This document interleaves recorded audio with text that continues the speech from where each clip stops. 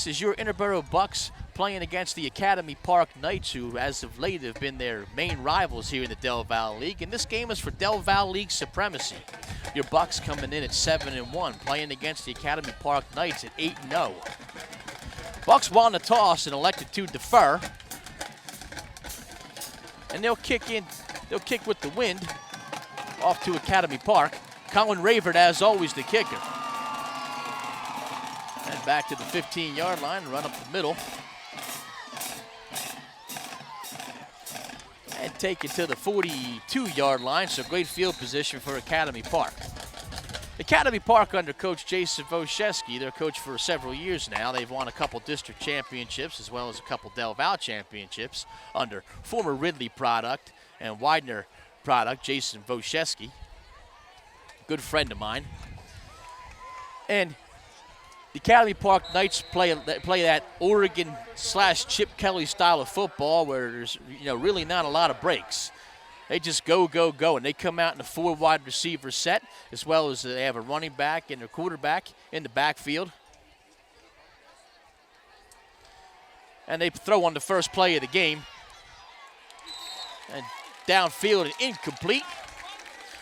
We'll just go with numbers until we get a roster.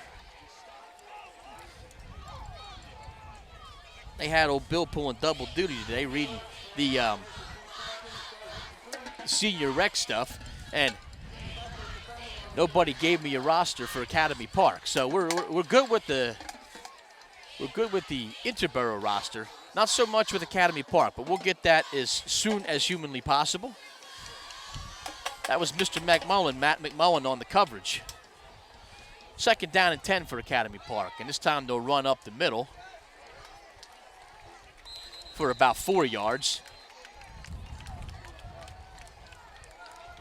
Brought down by Ravert. Ravert getting more snaps on defense as of late.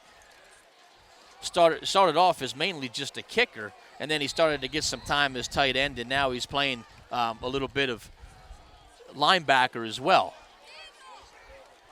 So hats off to Colin for really working his way into the lineup more and more. Across the front, number 6, Tarja Faikai, also Ziza, Ravert, and Manny Abosime. First down as they run to the left, brought down by McMullen.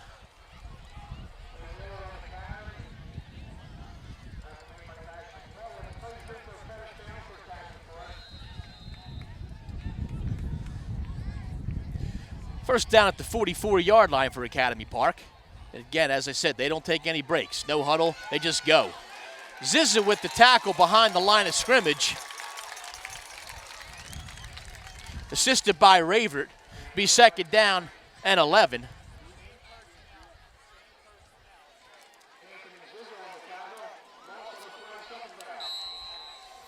So ball at the 45-yard line.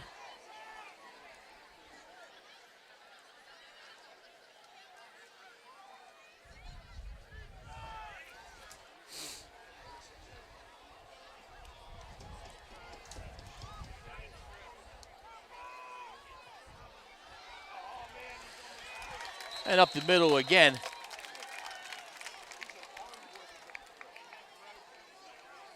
Tackle again by Ravert. And Zizza also.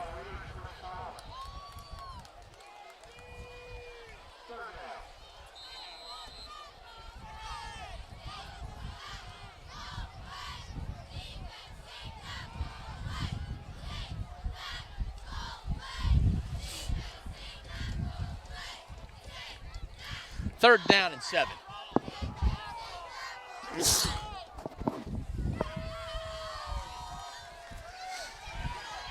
They got the quarterback hemmed in, and Tarja Faikai will bring him down for a sack. And 4th down in a probable punting situation for the Knights.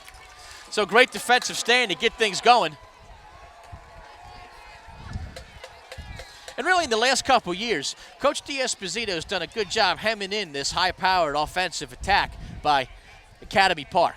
Last year, it was really just a last-minute drive that pushed the Knights past your Interboro Bucks.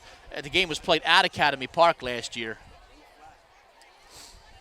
Back deep is Kali Kuyate as well as Connor Adams. Punt is short. Bucks got to get out of the way.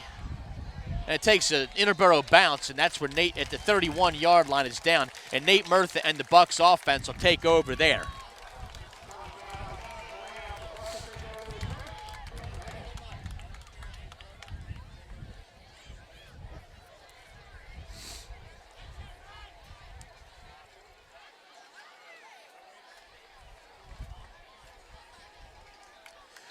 So Murtha, the quarterback, the fullback will be Joe Forte, Thomas the tailback, Connor Adams the wide receiver. DeSands injured and out of this game today. And they're going to go Murtha looking for a block, trying to find a man, but nobody open, and Murtha will end up getting a yard or two. And that should be a penalty. As number 10 smacked Murtha well out of bounds. That's a terrible no call, as Murtha had both feet out of bounds. And Coach Lennox probably wondering why there was no call there. Murtha will get a yard or two on the play. Be second down and 8, but it should have been 15.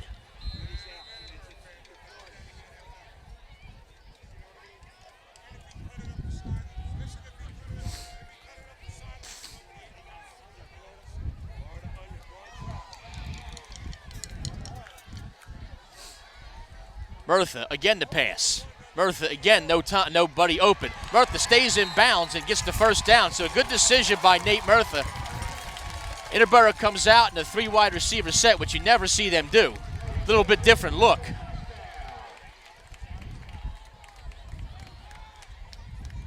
And I'm sure at some point they'll revert back to the belly eye formation that they normally run. But in this case, you know, sometimes a different look throws the other team off guard a little bit. And here's a bit of a more familiar formation. Thomas up the middle. Thomas for 4. The big offensive line. Brooks, McMillan, Obesame, Noah Nickel. Brett McLaughlin out with a shoulder injury, so it's a pretty devastating injury, as Brett really does a good job. That's why Obesame's in there at guard. Frangeli also the other guard.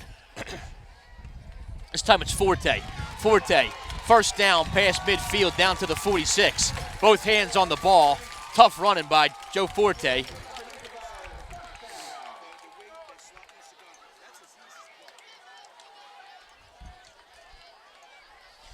See quite a few dignitaries down there in administration corner as well.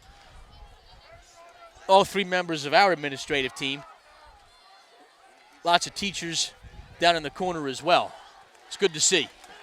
This time it's Thomas. Round about the outside, past the 35, down to the 33.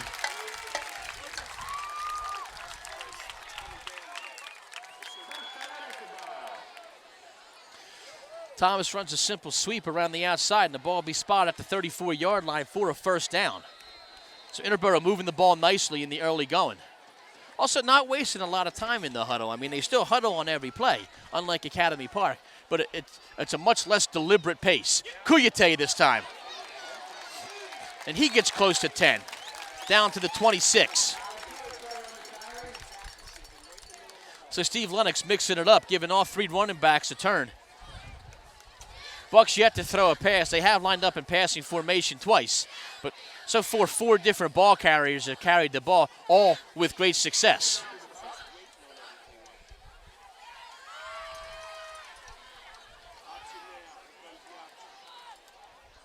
This time it's Thomas. Power football. Holds on to it. Close to a first down. Probably good enough for a first down. And they'll move the chain. So it is a first down for the Bucks. 24-yard line.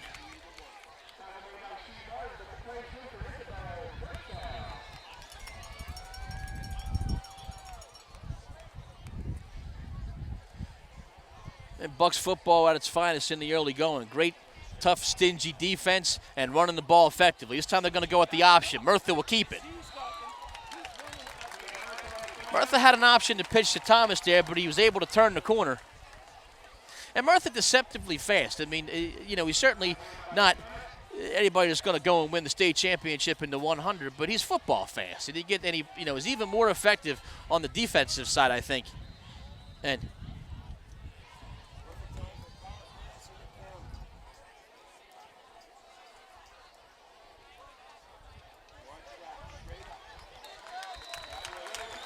Forte ahead for another Bucks first down.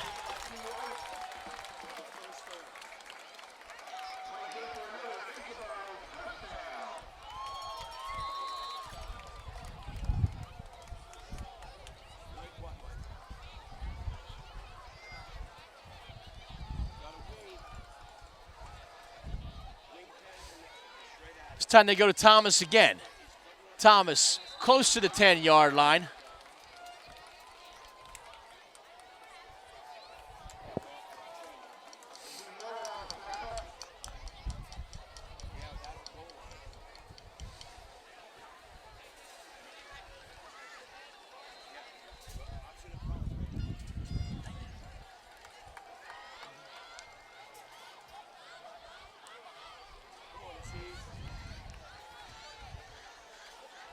So Murtha unable to hand the ball off. It looked like it was a play-action play. Either that or Forte just didn't grab the handoff, but Murtha tackled behind the line of scrimmage for a loss, or the first negative play.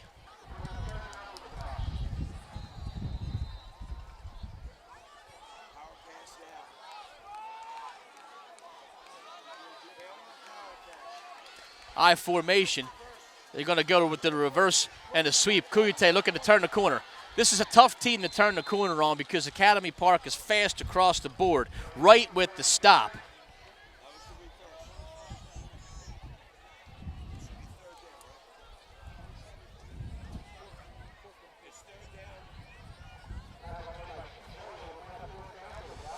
So I tell you right with the stop.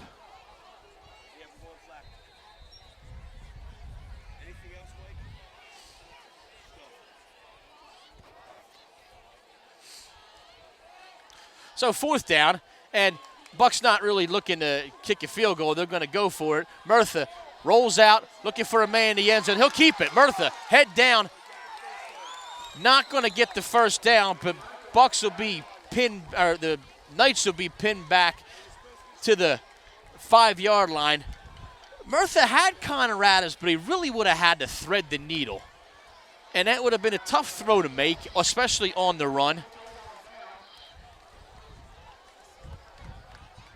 And you have to really have a lot of confidence. And I think Murtha's thinking there is, why make a mistake and give them a chance to maybe jump a route and take one back? With their speed, they're certainly capable of doing that. So Murtha turned on the jets and ran, put his head down, tried to run over an Academy Park defensive player. But they instead get the stop, does Academy Park, and they will take over 1st and 10 on their own 5-yard line.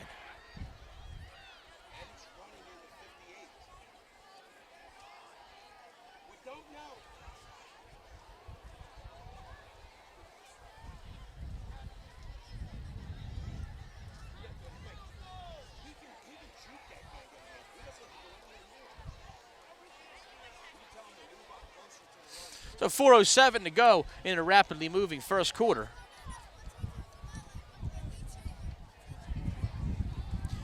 Timeout on the field.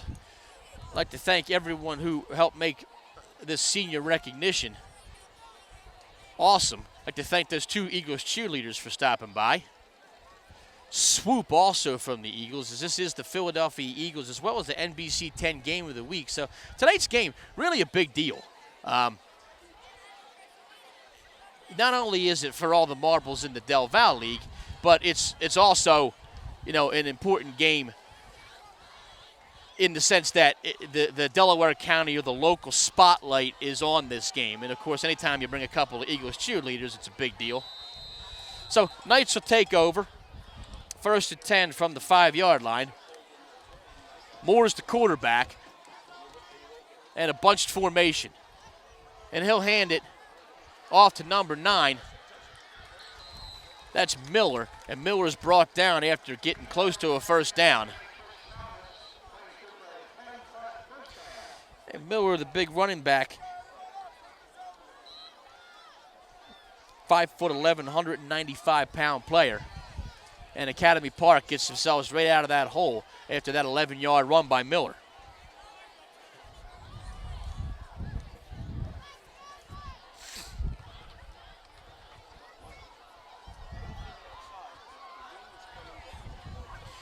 Taylor Moore's in the shotgun formation.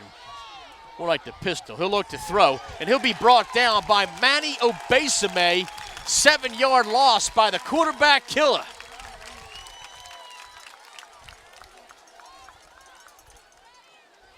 They'll spot it at the 10-yard line, so a loss of 6 on the play. They'll bring up 2nd down and 16. Great job on the left side by Manny Obesame to beat the right tackle and get in there. Taylor Moore's not a lot of time to throw the ball, and that's exactly what you need to help defense these speedy outside receivers. Number 3, Perkins. Number 12, Stroud on the right side. That's where they were looking. This time they hand it off. And gang tackle by just about every black shirt.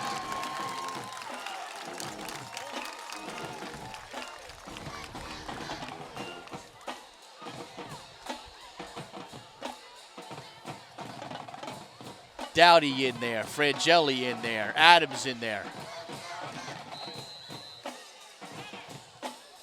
So it'll be 3rd down and long from the 8-yard line. They have to get to the 26-yard line. So we'll give it 3rd and 18.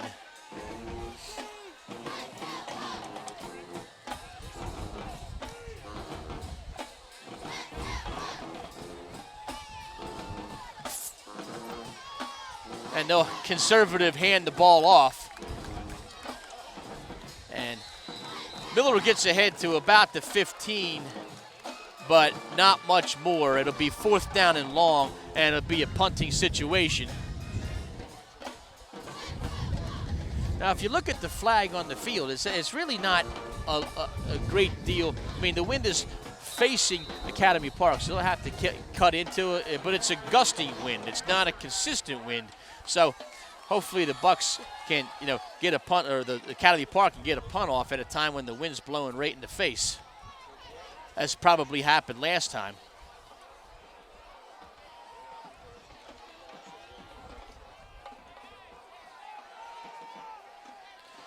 Adams and Kuyate stationed at the 45-yard line. And this is a great punt. And it takes an Academy Park bounce this time. Good punt by Wright.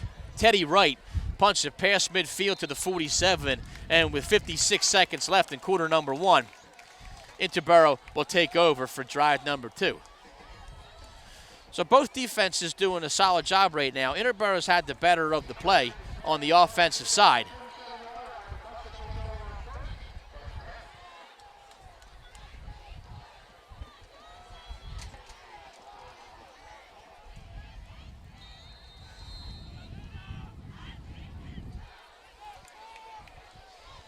Murtha and the Bucks offense. Kuyate on the wing. Forte and Thomas, the running backs. It's going to go to Forte. He gets past midfield. Knee down at the 49. Probably spotted at the 48. They give him to him at the 49. So 4 yards on 1st down.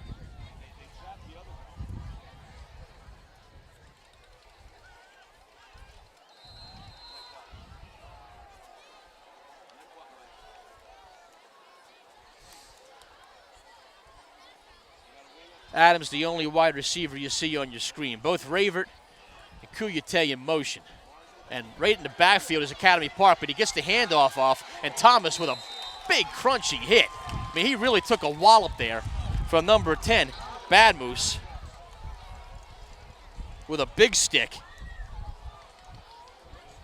That's probably as hard as Thomas has been hit all year. Aziz Bad Moose. He's listed at 5'5", 150, but he hit a lot bigger than that. That'll be the end of the 1st quarter. Probably enough time for Chris Thomas to go clear his head. They'll turn it around and face the other direction. It'll be 3rd down and 2.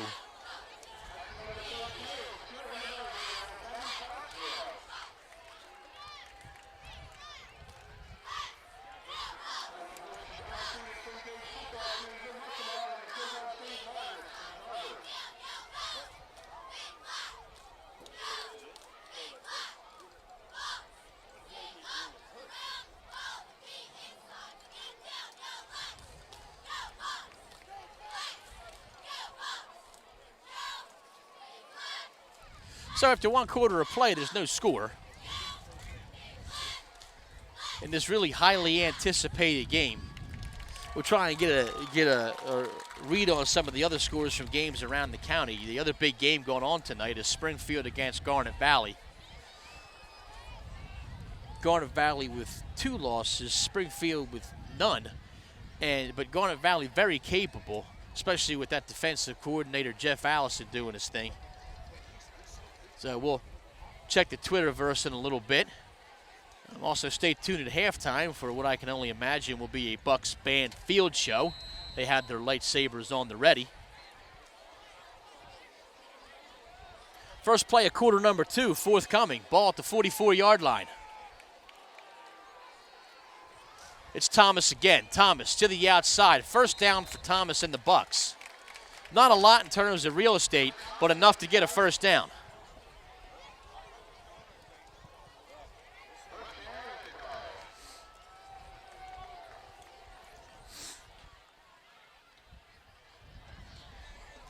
Pretty good crowd, certainly better than average on the Bucks side, as a lot of parents showed up for senior parent night or senior rec night. Academy Park with a pretty good crowd. Not quite as raucous an atmosphere as I thought, but the night is still young. And nobody's established supremacy in this contest either, as we're still deadlock at 0. The pitch out.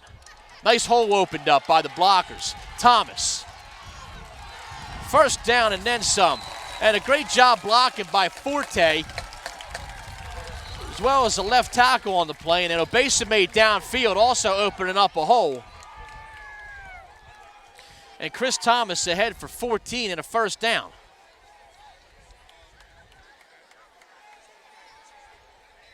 We'll give him 15 down to the 29-yard line. Bucks really moving the ball well offensively. Playing Steve Lennox football. Murtha hands off to Forte. Only a yard or 2, doesn't get much. Bad moves to tackle as well as Fox.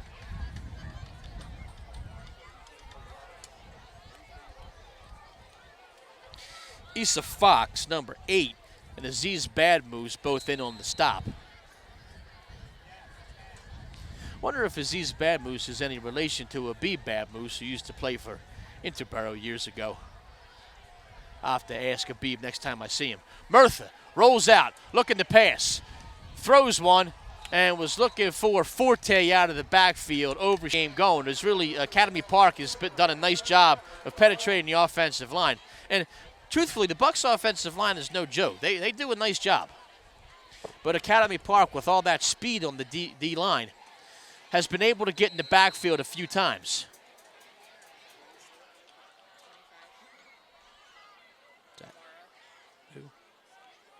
What's that? Remember Amara played for us last year? Oh, yeah.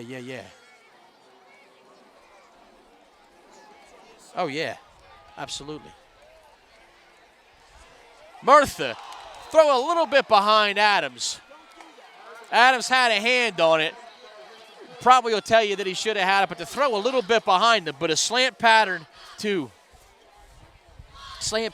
Adams falls short, so it'll be 4th down. Bucks on the 29. You would assume would go for it. Also part of that defensive line, Amara Kenneth, number 25, who played briefly for the Bucks last year. It's been sort of all over the place. He actually played in this game against Academy Park last year. Now he's playing for Academy Park against the Bucks. Talented young man, didn't spend a great deal of time at Interboro. 4th down play. Murtha steps up in the pocket and runs. And will be first down, but ball on the ground. We'll see if the ball was down, and it's not counted as down. Ball picked up by the Bucks. Connor Adams looking to get it in Academy Park and might take this all the way back. And it is a touchdown, Academy Park, I think. No, they're blowing it down. There's also a flag on the play.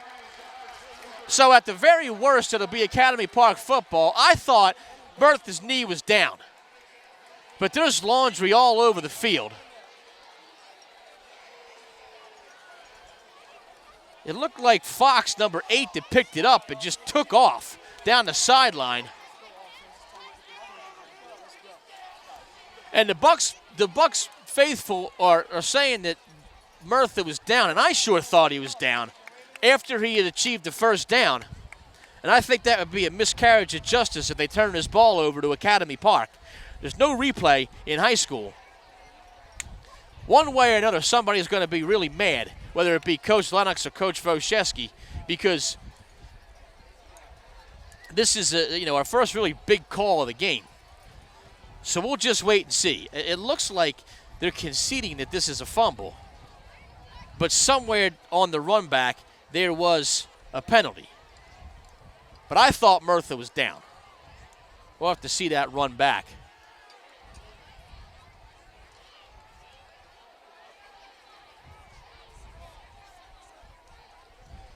We have a personal foul on the Bucks and a touchdown, so how about that? Personal foul on Academy Park. So it looks like the touchdown is going to count, and I'll have to look at that one again. I'll have to take a look. Maybe before halftime, Mags and I'll take a look at that. I wish I could. I'm just not so sure. I wonder if there's a way next stoppage of play if we could take a look at that, or is that just not possible? I'll talk to my producer. What? Halftime. I'm hearing halftime.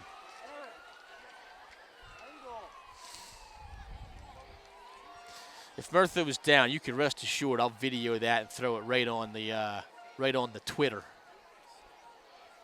But as it stands right now, Academy Park with a 6-love lead on a fumble return for touchdown by Fox.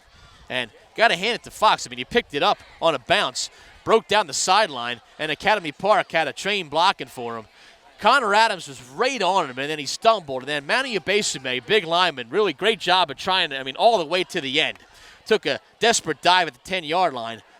And, hats off to the Bucks for trying to get him. They didn't give up on the play at all. Don't know who the personal fouls are on. Maybe we'll never know, but there's personal fouls on both sides, and the touchdown apparently stands. So it's 6-0 in favor of the Knights. Not really the conventional way we thought this was going to go. Bucks were driving. It was 4th down. Murtha had achieved the first down, but then the ball came loose. It was counted as a fumble, and then returned for a touchdown by Academy Park. We'll go about 83 yards on the return.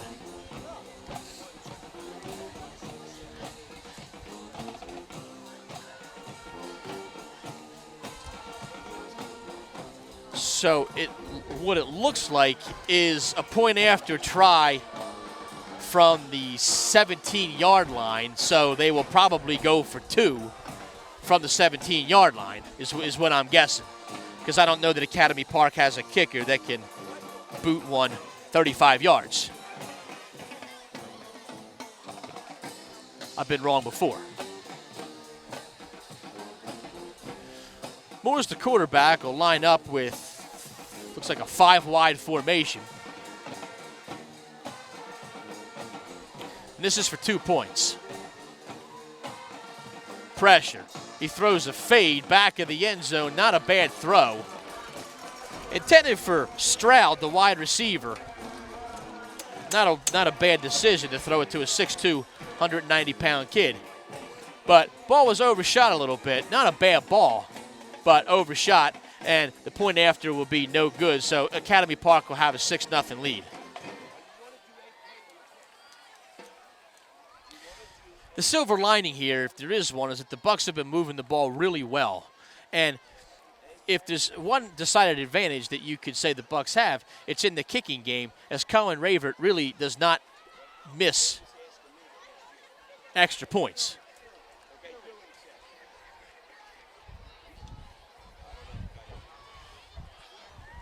So now this penalty will be, and here's what happened. There was personal fouls on both teams. Interboro accepted that and forced Academy Park to take their 2-point try from the 17-yard line as opposed to the 2. Academy Park is going to kick off from the Interboro 45 as opposed to their own 40, where they would normally kick off. So really it's up to Coach Wojcicki. Does he want to kick it short? Does he want to pop it up? Does he just want to boot it into the end zone?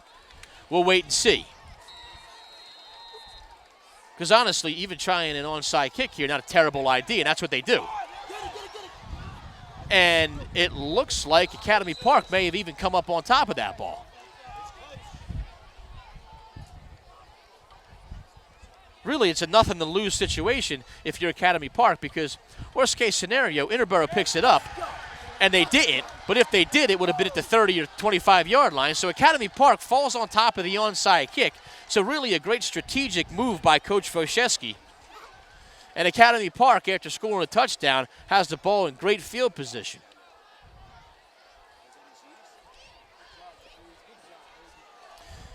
AP coach is claiming that it was Aziz Batmoose that fell on top of the ball. So they'll have a 26-yard line, 1st and 10. And, each of these games really is a series of tides turning. And in this case, the first strike goes to Academy Park. And they have a chance to take a 2-score lead. Moore's the quarterback, Miller the running back. They hand it off on a sweep. Ball dropped, but was picked up by number 2, Burton. And they end up gaining a yard.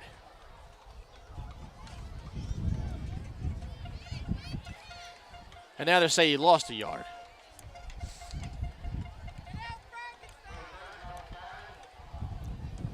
So the 26 rather is the line of scrimmage, a 27 maybe.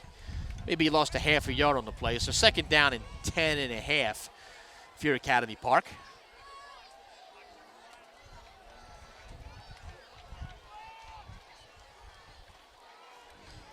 This time it's Miller. A good job holding the line. Brought down by Dowdy and Faikai. But there was a flag on the play.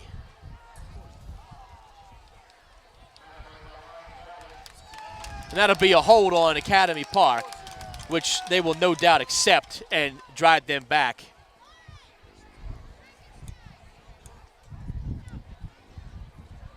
As the result of the play was about an 8-yard gain. Dowdy jumped on Miller's back. Faikai was in there for the assist. So the 34-yard line will be the new line of scrimmage, holding a spot penalty, so that the hold must have taken place at the 24. So 2nd down and 18 roughly for the Knights. And Moores will get the play, as they won't go no huddle on this one. But normally that happens after a penalty.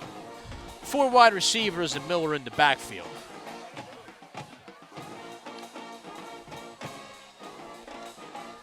Moores to throw. 1 step and fires. He's got him, man. It's Stroud, and Stroud in for the touchdown. And he dabs in the end zone, which should be a flag.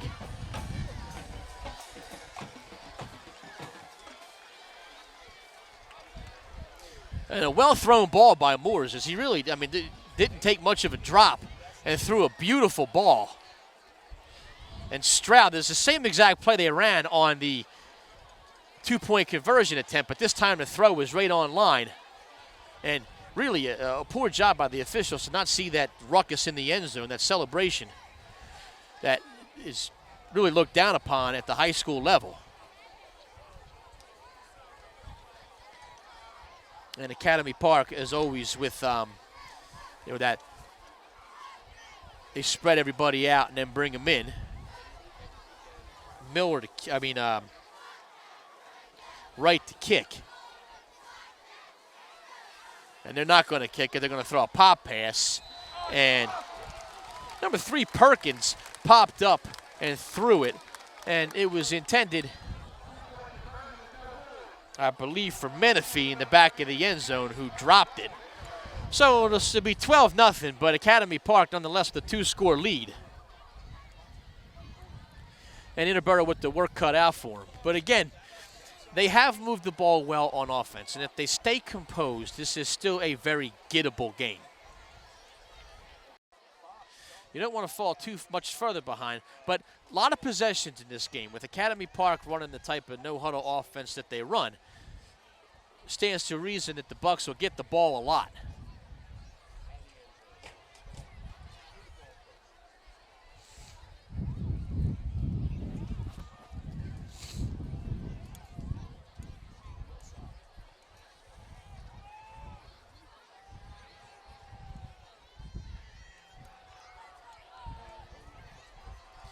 Bucks band taking off for their halftime show.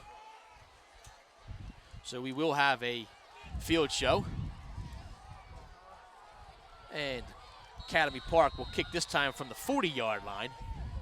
Wind really picked up, at least up here at booth level.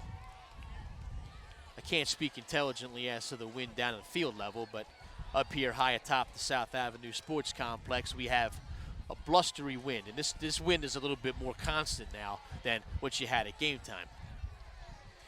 Meteorologist Brian Peltz tells me the temperature's only supposed to drop to about 65. They tried another squib kick. This one was picked up by Cameron Brooks, but there's a flag on the play and offsides Academy Park. So no play on the kick.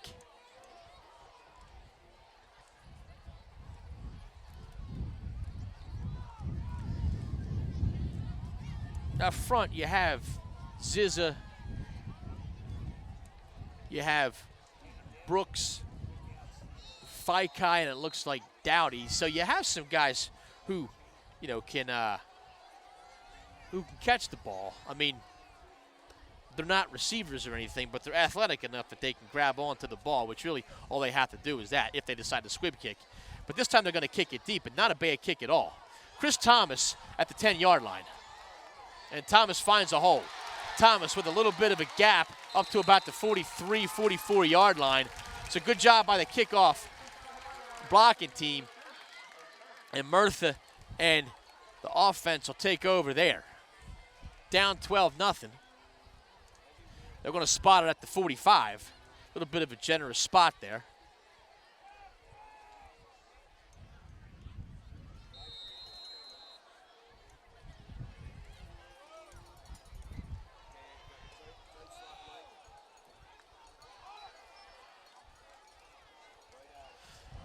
And this time it's Thomas for 3 or 4. 3, I guess.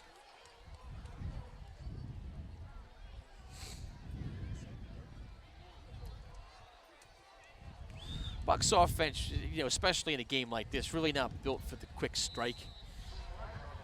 They have DeSands as a deep threat, but DeSands not playing in this contest as he hurt in practice yesterday and unable to go.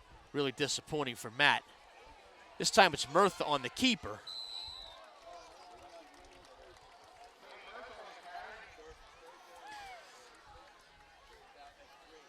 He gets to about midfield. They'll give it to the 49, so 3rd down and 4. And, you know, really what you would hope the Bucks would be able to get a 1st down here is they don't want to come and give the ball right back. Yeah, you had a great kickoff return by Thomas, and you don't want to waste this great field position. At the same time, I'm not certain that this is 4-down territory. Murtha to pass. Fires, he's got Kuyate. 41-yard line, and it'll be a 1st down for the Bucks. And Murtha with the quick read and pops the ball out to Kali Kuyate, who will get the 1st down for the Bucks. And really that 1st down I think couldn't come at a better time. I think that's a good morale booster because the Bucks have not played bad football. I mean, Murtha can't be faulted for trying to get the 1st down on that fumble that resulted in a touchdown, if it even was a fumble. Thomas this time on the sweep gets out close to another 1st down. Not sure what the personal foul was or who the personal foul was that led, you know, perhaps gave Coach Foshesky the impetus to try an onside kick. But the Bucks did not play bad football. And ball on the 29 again. So 1st and 10 for the Bucks. Handoff again to Thomas. Thomas cuts back and gets inside the 25.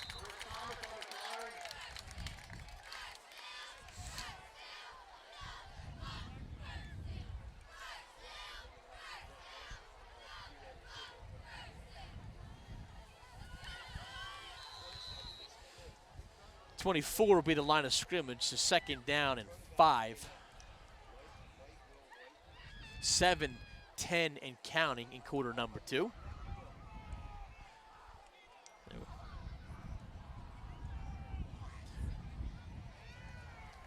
up the middle and close to first down yardage.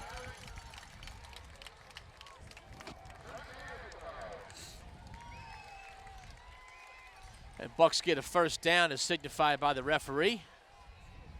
And number 99 will have to roll off the field for one play as his helmet fell off. That's Crawford.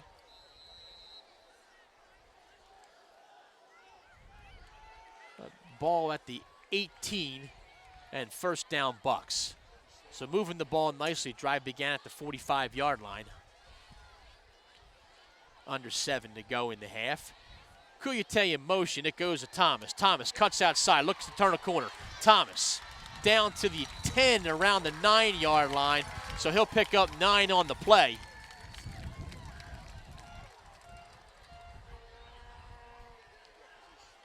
And I'm not sure that was a first down. I think that's another lazy bit of referee in there. They give him the first down. At least I thought they did. They did give him the first down at the 9-yard line. Nonetheless, first and goal. Murtha rolls out, pitches to Thomas. Gets a block downfield by Frangeli, who actually fanned on the block, but Thomas still gets to the 45, or the 5 rather.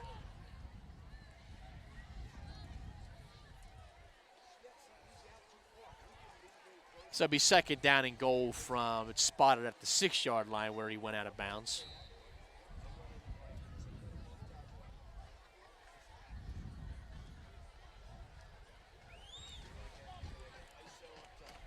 Murtha, Forte, Thomas. Kuyate in motion. It's going to Thomas. No surprise there. Tackle behind the line of scrimmage. Great job on the play by number 69, Martin. He jumped in the backfield, Kyle Martin. Loss of about a half a yard. We'll see if coach decides to go the running route or maybe try to bust it outside here. I know what he likes to run, but there's too many Academy Park coaches around. I don't want to spill the beans. Not that they don't watch film. Pitch out. Thomas. Looked like he may have been looking to throw it. Get inside the 10 to the 9-yard line. And now it'll be fourth down from the 9. So fourth and goal from the 9. Thomas has gone backwards on the last 2 plays, and that may well have been a halfback option play.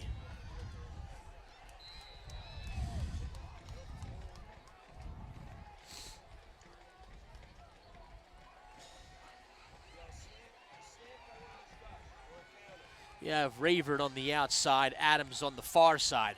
Murtha looking for Ravert on the slant, flips it. Ravert, touchdown, Colin Ravert. There is a flag down. Now, if that's on the defense, a touchdown will stand. Murtha flipped it up. Ravert caught it in the back of the end zone. Big touchdown if it stands. Hold on, Academy Park, touchdown will stand. And a great call and an even better job by Colin Ravert, who ran a slant, was covered step for step, and did a great job breaking off his route and going outside. And Nate Murtha saw him the whole way and just flipped it up. And hey, that's a tough ball to catch when you're all alone. That must have felt like 20 minutes to Colin Ravert, and he was able to grab it and make the catch.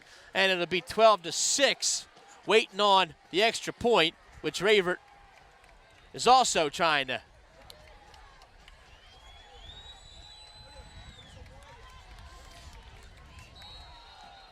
Now, I didn't catch the second half of that. I know they called the hold. Ravert to kick the extra point. And the kick is up, and it is good. So Colin Ravert with 7 points. And a great job by him.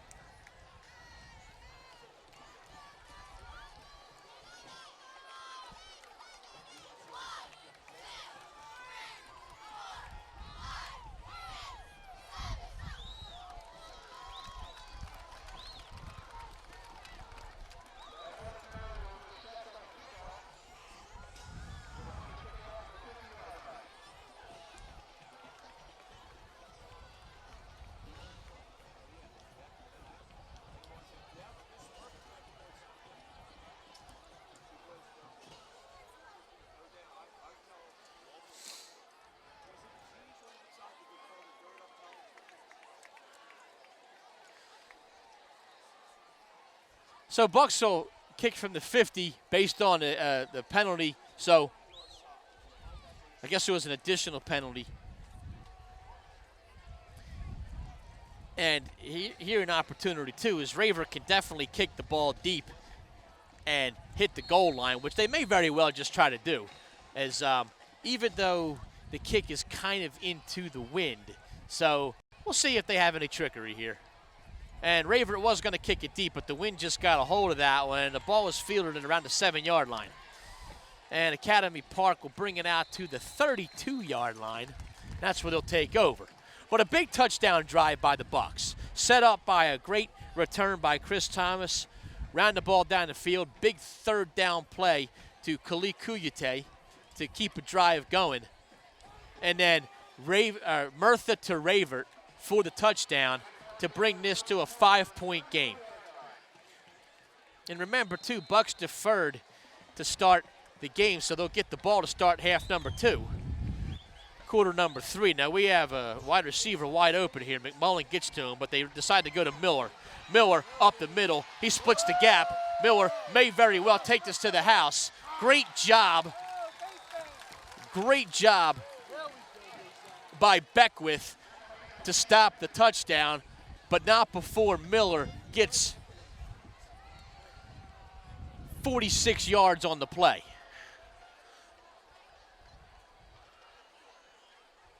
Producer Katie Magliacetti doing some quick math on the play, helping out.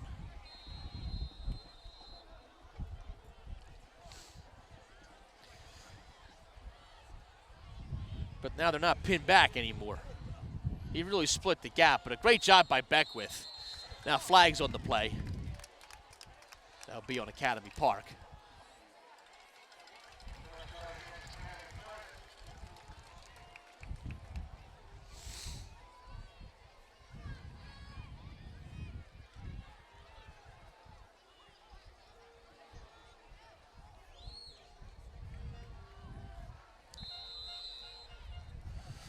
For the record, Mags, that was actually a 56-yard carry.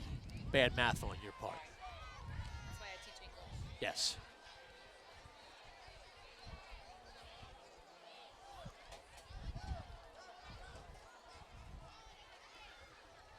Option. Moore's going to keep it.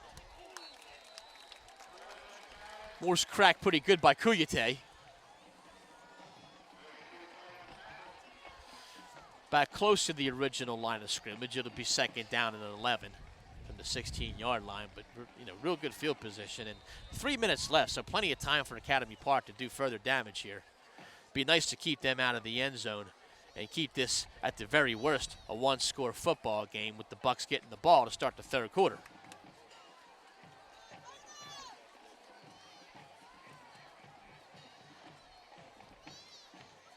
Moores.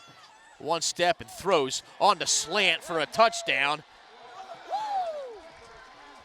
And Cleary with the touchdown is, again, a good, accurate throw. Zach Cleary.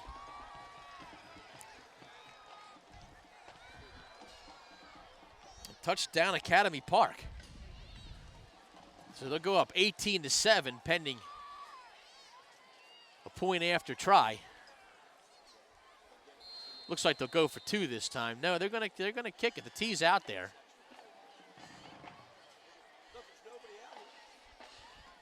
Yeah, I don't know what they're doing.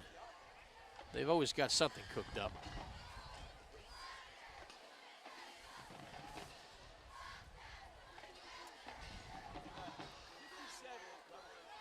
They will run a direct snap. Wildcat on the play. And they're going to throw the ball up in the air, and it'll be brought down and intercepted in the end zone. Actually, it's just going to be incomplete.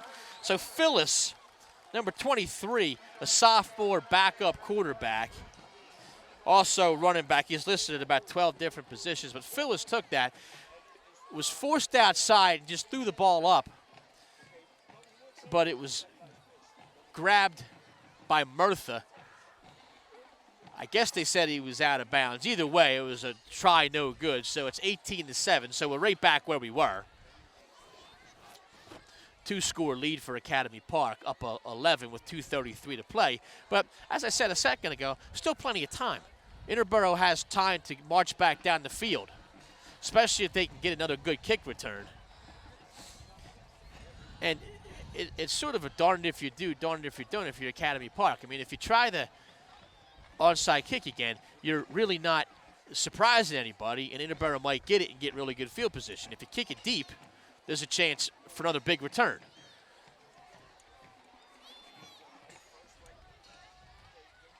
So we will wait and see.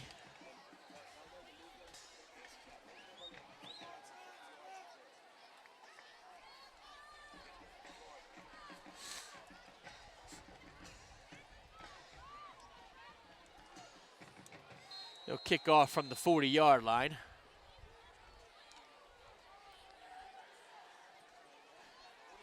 Really a bit surprised no hands, like they didn't put some sort of a makeshift hands team up there. They do look like they're more prepared for the possibility of a squib kick or an onside kick. But they'll kick it deep. And this one will go to Kuyate, and it'll go into the end zone for an automatic touchback. I don't know what the...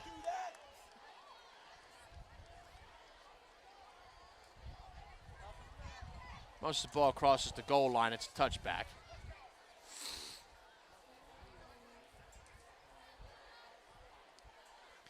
So not the good field position that they had hoped for.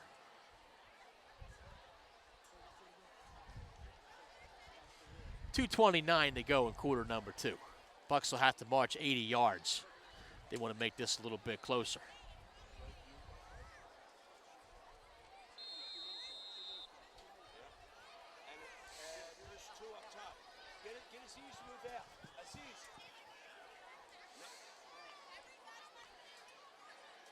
And handoff, not much. Thomas gets a yard.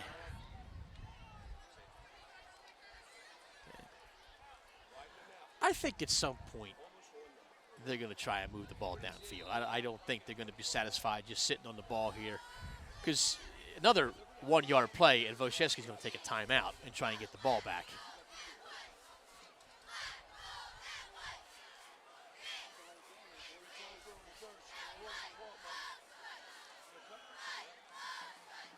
Murtha steps up in the pocket, but no room. He'll run. Murtha will be close to first down yardage. They're going to get a face mask on top of this, so that's going to be as good as really a downfield pass, because Murtha gets to the 30. You're going to tack 15 yards on, and they'll get up to the 45.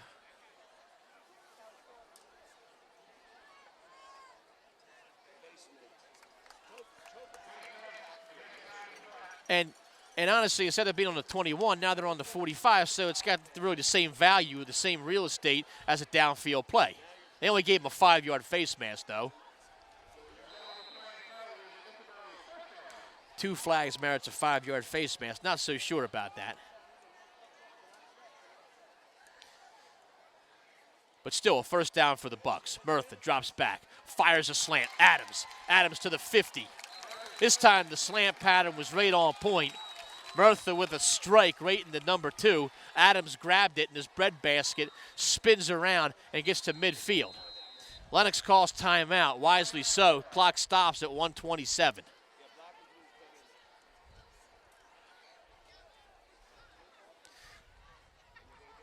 And that is Interboro's second timeout. They took one earlier in the contest after that initial stop.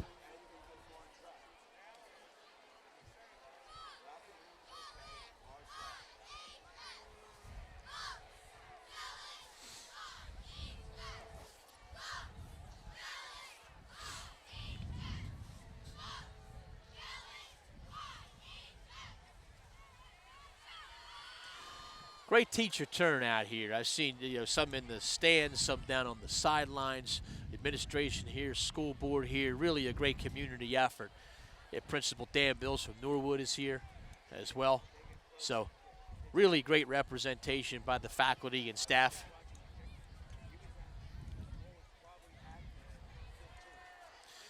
Mr.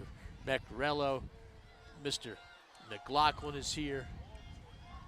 I see members of the foreign language department, Senora Feller, Senora Ruiz, Miss Pullen here. As always, Katie Maggs is here. She never misses a contest.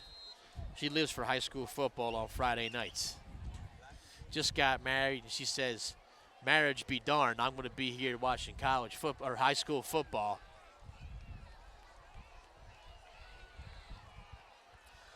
Murtha hands off to Thomas. Thomas with a little bit of a hole. Thomas down the sideline. Thomas past the 30 to the 20.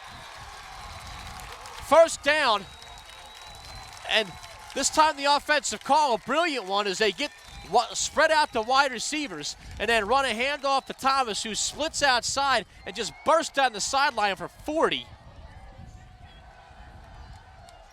And Interboro right back in the red zone, 1st and goal from the 10.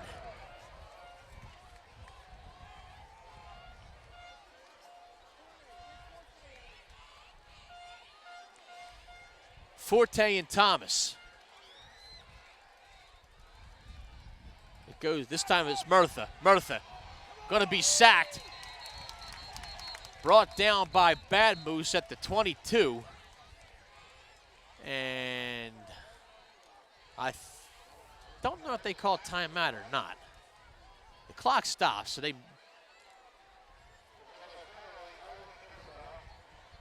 So it was a holding penalty on Interboro. So either way, they're going to be driven back there. They'll probably take the result of the play and make it 2nd down, which they do. So 21-yard line. And clock will run, but it does give the Bucks an opportunity to save a little bit of time with the clock stopping. So in that case, a penalty, not the end of the world. But it'll be 2nd down and goal now from the 21-yard line. 4 wide receivers and Thomas. They'd want to screen, but there was enough linebackers for Academy Park that stayed home and read that really well. And Interboro will have to call their last timeout. So it'll be 3rd and goal from about the 21-yard line. So not a lot of yardage on that play. They're going to have to throw the ball into the end zone, you would think. They'll have time to throw the ball in the middle of the field and then run a play, but not a lot. There's 40 seconds left. They can't stop the clock again. So really only an incomplete pass or an out-of-bounds play will allow them to stop the clock. But they'll have to hurry up to the line of scrimmage and get the play off. So it could be that Coach Lennox is calling 2 plays in the huddle. I don't exactly know what the in-game strategy is there. They may be trying to just get like 10 yards on one play and get out of bounds. But they cannot get another 1st down, so there's only 2 opportunities, barring a defensive foul, to get into the end zone. The time on the clock, less of an issue than the downs. So Coach walks off the field. And really need a good hold here by the offensive line. Noah Nickel, Manny Abesame, Cameron Brooks, Quentin Frangeli. Murtha establishes a pocket, but it closes quickly, and Academy Park stuffs them down at the 30-yard line. So now they're going to have to throw the ball into the end zone. It's 29 seconds and counting. And he's going to shout the play out to Murtha, so they'll have to, and he can't hear. So it's 4th down, so they really have to hurry. 12 seconds and counting. Murtha, and no block there. Murtha throws it up in the air, and really a disaster of the last couple of downs. And I think Thomas was sitting there waiting for maybe a screen pass, but there needed to be a chip there and get that defender off of Murtha and give him a half a second to throw the ball. So really what was a promising drive and an opportunity to get within a touchdown yields no points. And unless Academy Park, decides to chuck the ball downfield, it'll be 18-7 at the half. There's 3 seconds left. Interboro will drop back into a prevent. It looks as if they're going to go into like a kneel-down formation here, and they do, and that'll be it for the first half. So stay tuned for the halftime show by the Bucks band, and we'll be back for the third quarter. 18-7 in favor of Academy Park. We'll see you in a bit. Bucks trail 18-7 as we start the third quarter. Back deep for the Bucks. The triumvirate of Khalid Kouyaté, Chris Thomas, and Connor Adams stationed at the 5-yard line. Academy Park with a 11-point lead. And having looked back at the somewhat controversial play where Issa took the ball back for a touchdown, Murtha did appear to fumble the ball, so hats off to the officials for getting that call right. And thanks to the Academy Park football staff and videographer for showing us that, having that queued up. And it was a fumble by Murtha. Barely. He was almost down, but it certainly looked like a fumble, and the refs got that call correct. So hats off to them. And this ball is boomed. Chris Thomas at the 2-yard line. Tries to go up the middle. Now he's going to bring it towards the home bench. Finds a seam and trucks over a guy at the 28-yard line, but still brought down. And that's where Murtha and the Bucks offense will take over. Run game's been great. Bucks have outgained Academy Park 198-102 according to the Daily Times stats. But on the scoreboard where it matters, the Knights have an 11-point lead.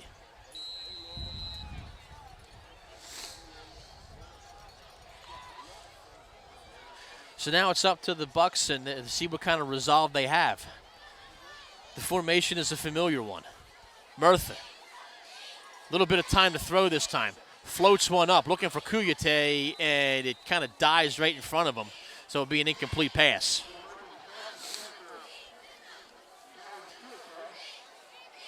Ball probably needed a little bit less air under it. Kouyaté was there and open,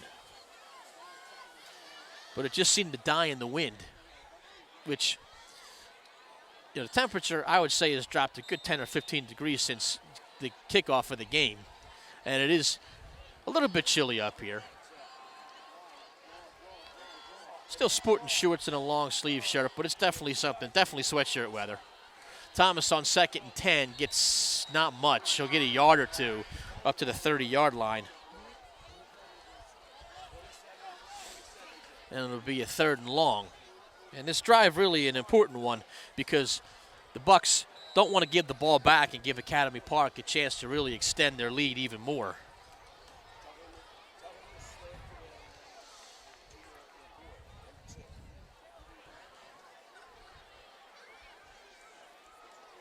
We'll line up Beckwith on the far end.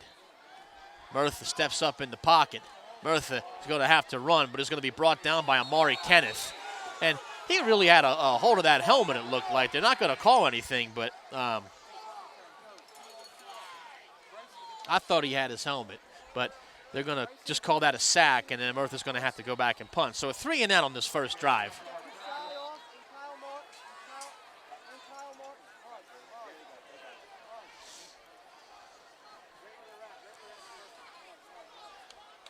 And really what, I thought would be a very important first drive is going to wind up being not much, and Murtha will have to punt into this wind.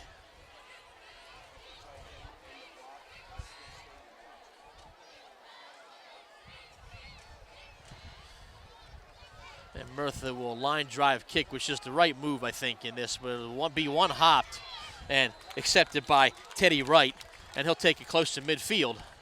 And that's where Academy Park and Taylor Moores will take over. Certainly nothing dynamic about the way that Moores plays quarterback. He takes a step back and just stands there and throws. But the Academy Park line gives him just enough time to be able to do that and get those speedy wide receivers open. Simple routes, nothing complex about it. But, at this level, an advantage in speed is really an advantage in winning the football game, and he's been able to connect on 2 touchdown passes, and Moores will hand the ball off up the middle. Now 2 flags on the play, so I imagine we'll have an illegal formation here on Academy Park. Legal motion and 5-yard penalty on their first play.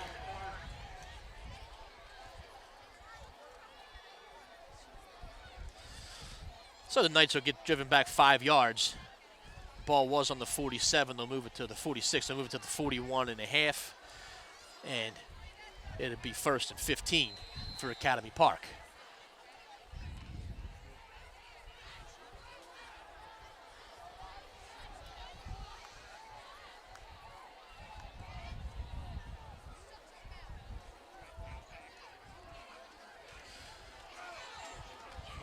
Miller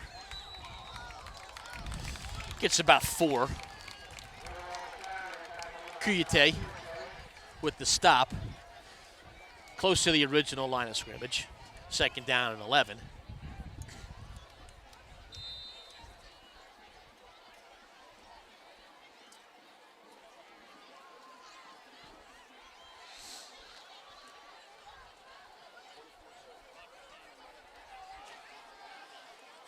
Three wide receivers to the far end of your screen. And they'll hand off. And a good job converging on him by Colin Ravert. Looked like Faikai on the outside as well.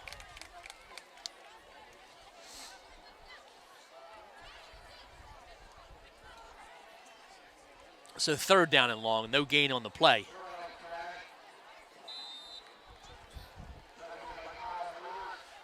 This is where you have to watch those speedy outside receivers as well.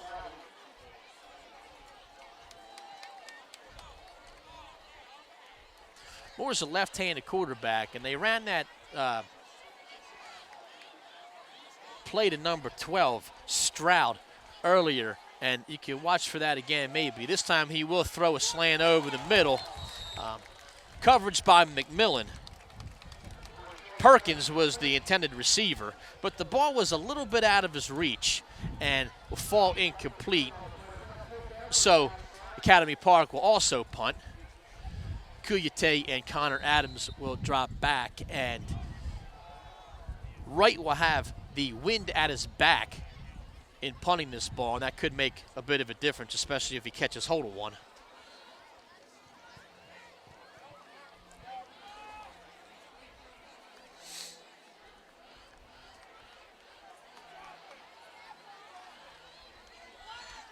And this, he really doesn't get a hold of it. It's an end-over-end kick. Kuyate will receive it on one bounce, and he'll move ahead about 7 yards, and it'll be 32-yard line. It'll be the line of scrimmage. So a little bit of a risky venture by Khalid Kuyate, but he felt like he had it under control, and he did. And does get 7 yards and prevented it from bouncing any further. So really probably the wise play on his part. Being a punt returner, not an easy or enviable job at all, as you know you're going to get popped every time you decide to run it back.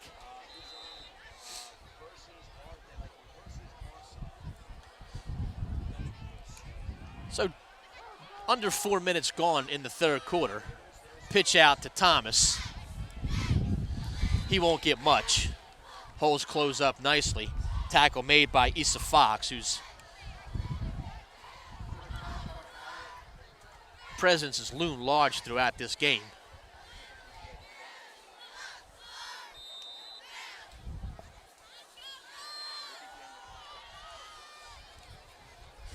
Bucks yet to really muster anything in the second half.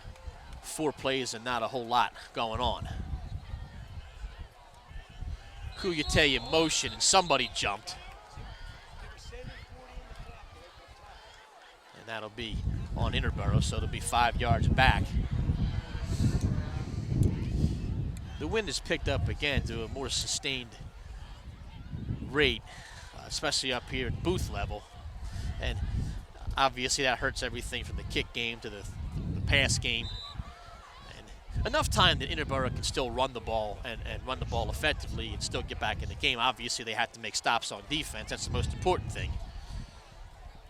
I mean, and if you think about it, they have not played bad defensively. Really the only, the onside kick gave Academy Park great field position, and then one of the touchdowns was a defensive touchdown. Thomas, a bit of a delay, gets close to the original line of scrimmage. It'll be 3rd down and 11. Thomas's helmet falls off, and he's going to have to come out for a play, which not the ideal situation.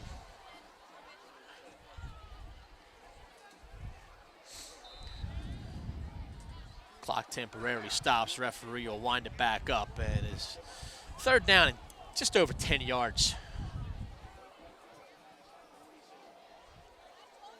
What you would think would be a passing down here from the 31-yard line. Murtha hasn't had a lot of time to pass. Beckwith and Ravert, your wide receivers. And a slant and the ball thrown behind Ravert.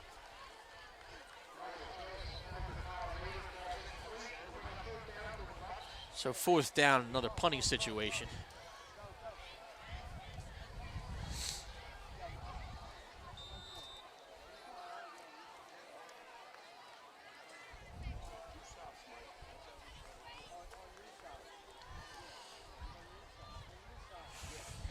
So three relatively ineffective drives to start the half as we're 5.5 minutes in, and Academy Park will be getting the ball back for the second time. And a high snap, nice job by Murtha, and not a bad punt either.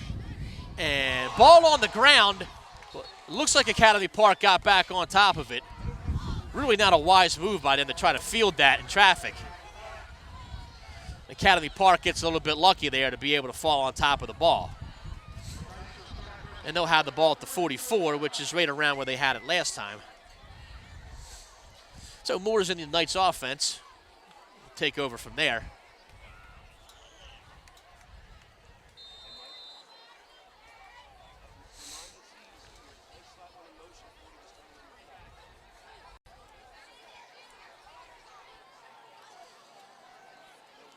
Three receivers and two running backs this time. And it'll go to Miller on the sweep. Miller outside for close to first down yardage.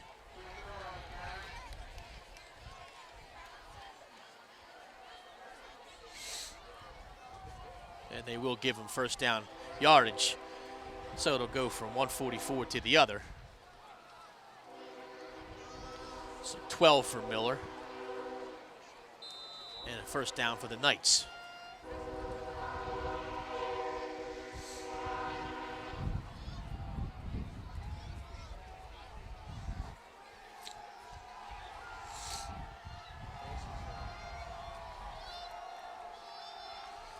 Miller again, this time stacked up at the line of scrimmage. Obesame with the first hit.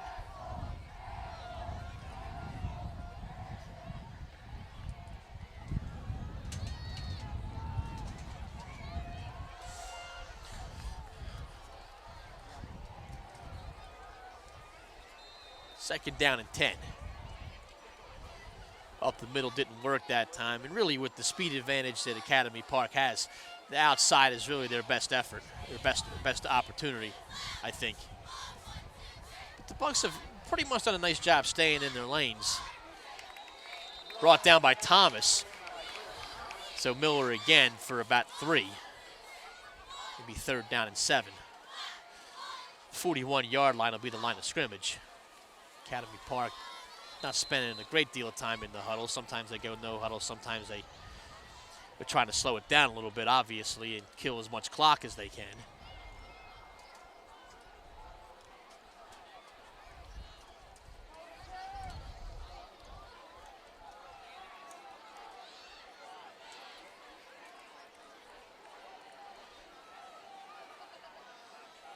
This time the option. Very close to first down yardage. Flag down on the play, and if that's a hold, that'll make it third down and long. And it will be. It'll be an illegal block. It won't be a hold, an illegal block, so that'll move it back and make it third down and long. So that'll negate the first down on the option play that went to right.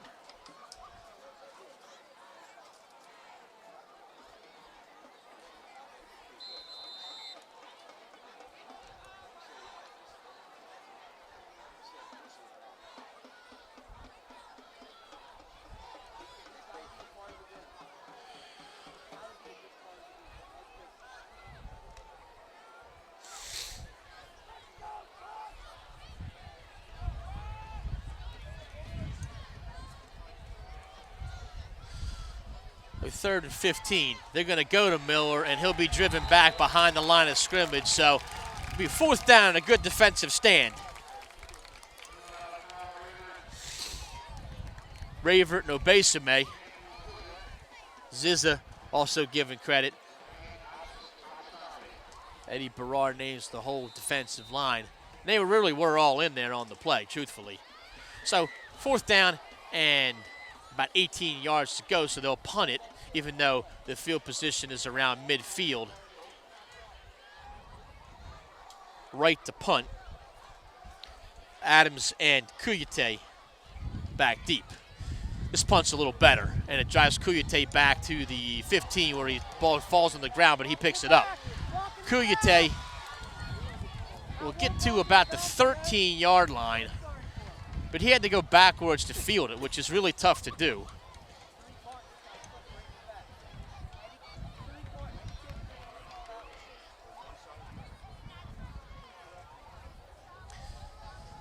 It's a tough road to hoe for the Bucks.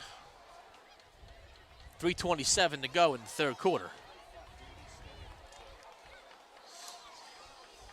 They need a spark offensively. And Academy Park will trade punts all half long because they have the lead.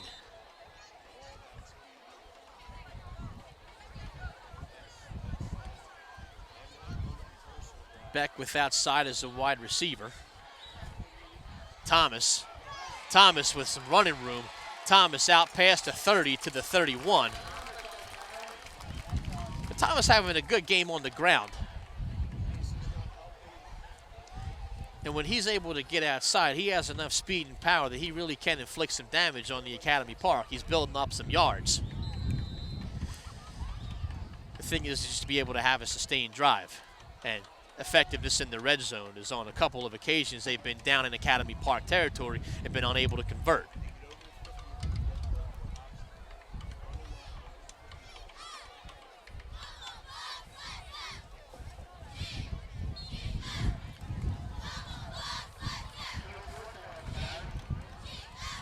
Forte spells Thomas for a play. He'll get about 3.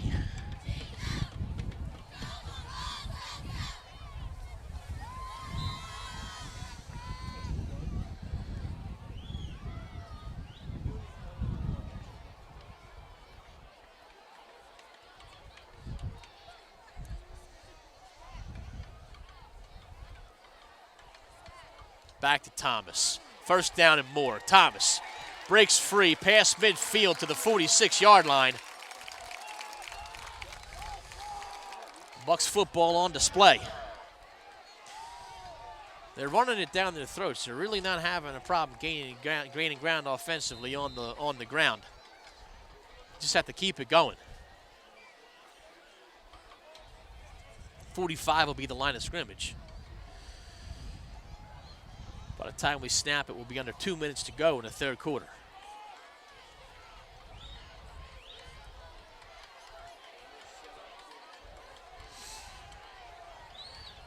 Murtha to keep. And powers forward for a couple of yards after being hit at the line of scrimmage. Was able to keep his body going in the forward direction and fall forward to about the 42-yard line. So they'll give him 3 on a designed run.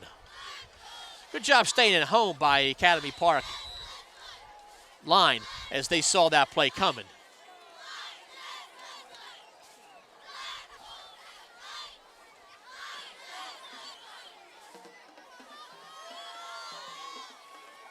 This time it's a sweep inside.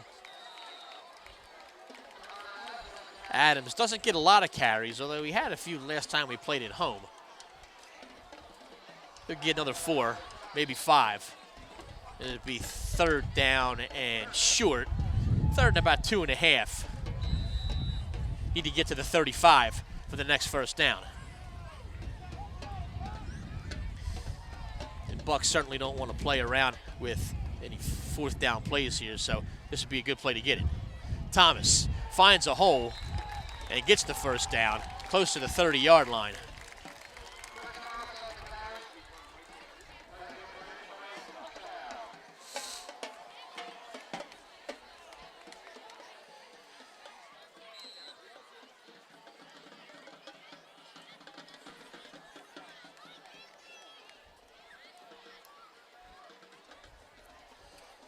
So the line of scrimmage will be to 32 for this series of downs. Murtha to keep. And Murtha close to the 26. So he'll pick up 5 or 6 yards on a design run.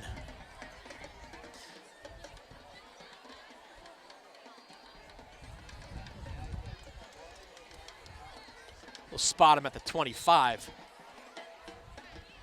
And that'll be the final play of the third quarter. So no points on the board in this quarter. Just like the first quarter, no points. All the scoring took place in quarter number 2.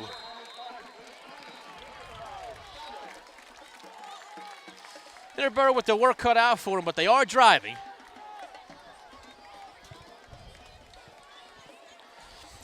Take a quick look at the Twitterverse during this halftime break and see what some of the other scores are. It was 14-14, Springfield and Garnet Valley. We'll see what the score is there. Garnet Valley up 21-14, so that is upset brewing.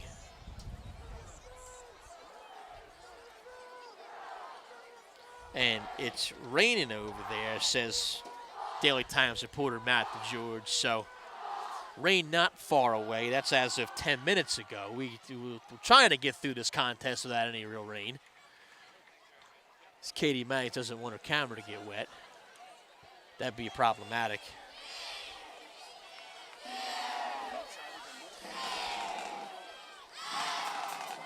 Really, that's the only other game that I care about. Ridley up 29-0 over Conestoga.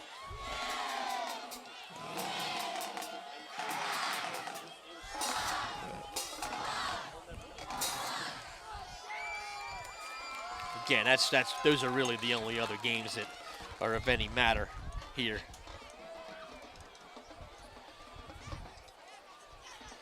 But if it's raining 10 minutes ago in Springfield, it may not be far behind over here. So, fourth quarter about to begin.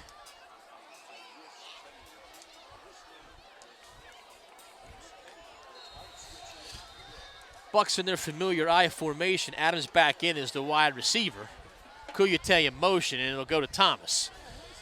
Thomas really powers through, keeps his leg moving, and a play that really could have resulted in no yardage will be about an 8-yard gain for Chris Thomas as he gets inside the 20. Thomas, a good week, had a nice week in class in AP Government, real positive contributor. Even tweeted he was studying for my test, really warmed my heart the other night. So, doing a good job all around is Chris Thomas, and he's played a really, really fantastic game. Thomas with a hole. Thomas inside the 10. Out of bounds at the 6-yard line. And they're going to drop the box, so it'll be first and goal from the 6. And we've been here before. Interboro really needs to take advantage and punch this one into the end zone. And they'll keep running. Keep going to Thomas.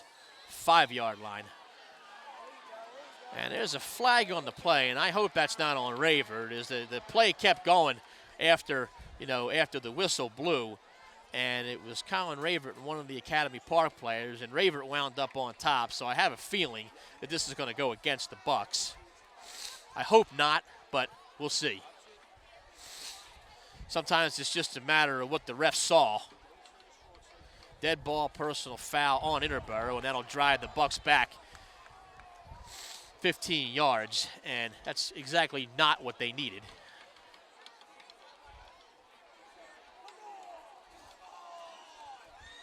And having not seen the entire thing come to take place, I don't want to jump down Colin Ravert's throat here, because it looked like he was just playing it through, and here comes the first bit of rain as well. So it's like literally when it rains, it pours. Murtha on a bootleg. Murtha inside about the 11-yard line. 10-yard line is where they're going to spot it. And more than a couple of sprinkles here. Maybe we tie this off down here. No? Yeah. Yeah? I could tie a nice little bow and see what we can come up with here.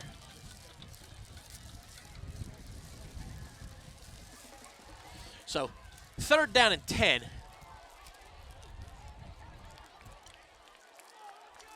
And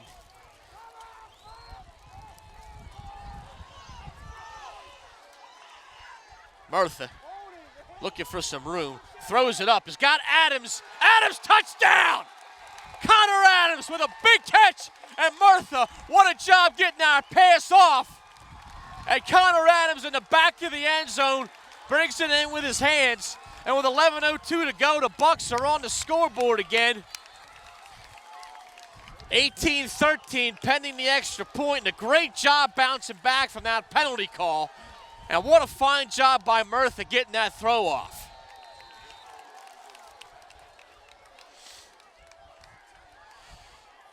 Now Murtha's got to run back on the field because he's the holder for Colin Ravert.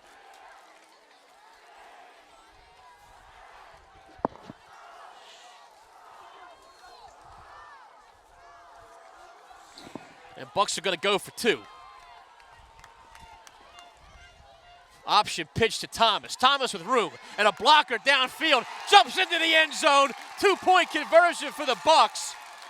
And that Frangeli block downfield is really what did it. Great call, and the momentum on the side of the Bucks now, down 3. Academy Park still up on the scoreboard. But what a great drive by the Bucks. Not great field position. Drive started from their own 13-yard line, 87-yard drive. And with 11:02 to go, Dan Friel and the Bucks band firing up the fight song. And a big touchdown.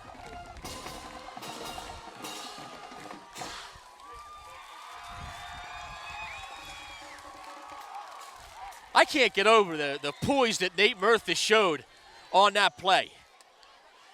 Academy Park defenders, he really had to throw it. And not only did he throw it, but he made a great throw, led Connor Adams perfectly. Adams had his man beat and brought it in.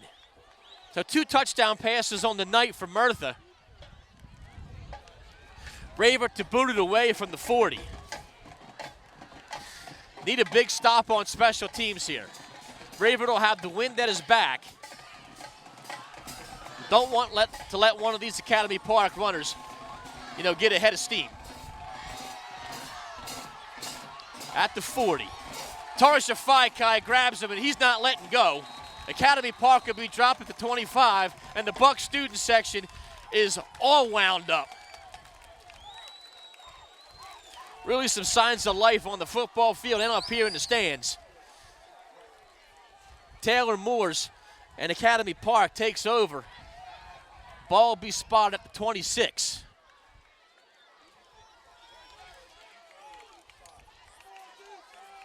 Katie Maggs under the tarp. But we'll keep the action rolling for you here, despite the little bit of rain. Ball on the ground.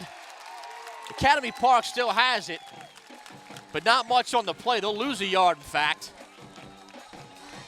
D-Rock's defense ready to do it. Obesame looks like he's a little bit shaky, but he's going to stay up and stay in. There's no way he's coming out. This game too important.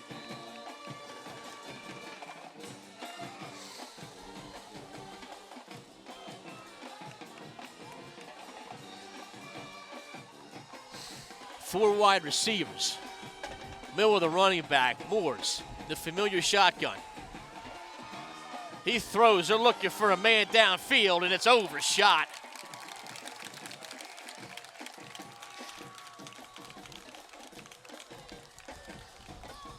Man had a step. Phyllis, who we talked about earlier, that backup quarterback who threw a pass on a 2-point conversion.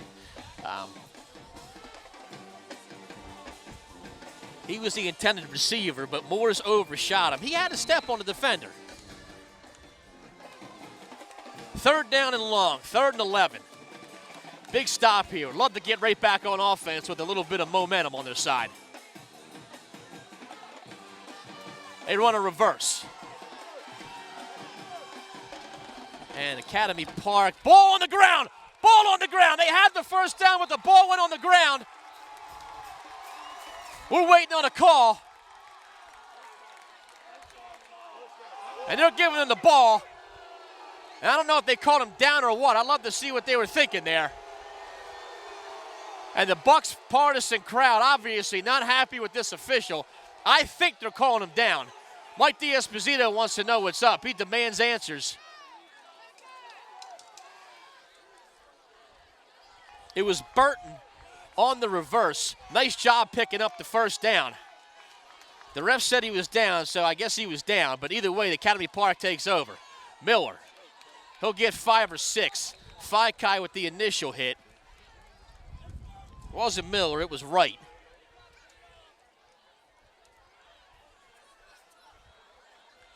This is where they had to be careful, do the Bucs.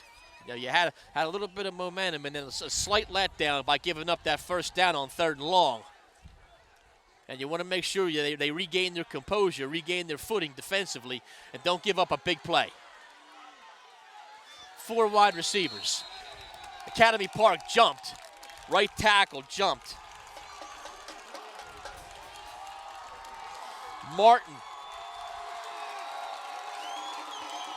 And the crowd's going to do everything they can to try to distract. And that's all right.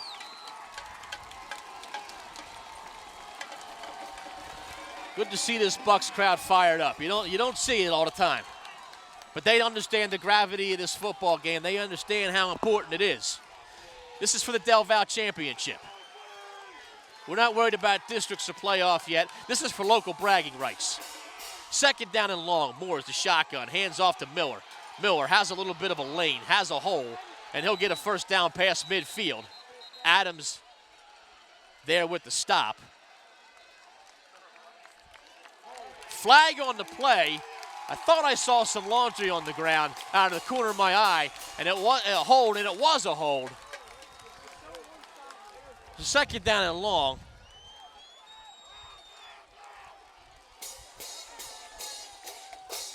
And Academy Park coach is complaining of one-sided officiating. Apparently they didn't see the call on Ravert down there. Oh, the personal foul on that run back. It may or may not have happened. I think the officiating has been pretty much down the middle. I wouldn't call it one-sided either way. 2nd down and long. Moores to pass. He's got a man. McMillan's got turned around and incomplete. McMillan was turned around and beaten by a step. They were going for Phyllis again. And I tell you, Moore's nothing dynamic about him. I've said that before. But he is an accurate passer. I mean, he just takes a step or two back and fires. But he seems to put the ball right where it needs to go. And they really try to exploit that speed advantage on go routes. And they've been able to do it once or twice. 3rd down and long, 3rd and 12. Big stop here needed. Ball on the 36. They go with the inside handoff, and the Bucs are equal to the task, and they stuff them. Faikai, Obesame, Thomas, all of them in on the stop. 4th down, punt team on. Adams and Kuyate back deep. Gary Glitter being played by the Bucs band in the background. Raucous atmosphere at the sports complex.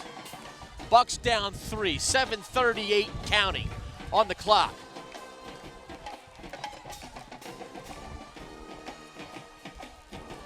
Right to punt. Good snap. Good punt. It's going to go to Kuyate. He fields it nicely. Doesn't have the opportunity to hand it off on the reverse to Connor Adams. As a good downfield special teams play made by Academy Park. They really got their gunner down there, and he made a great stop. Hats off to number 81 on the play. That's Lang. Long, rather. I apologize, Mr. Long.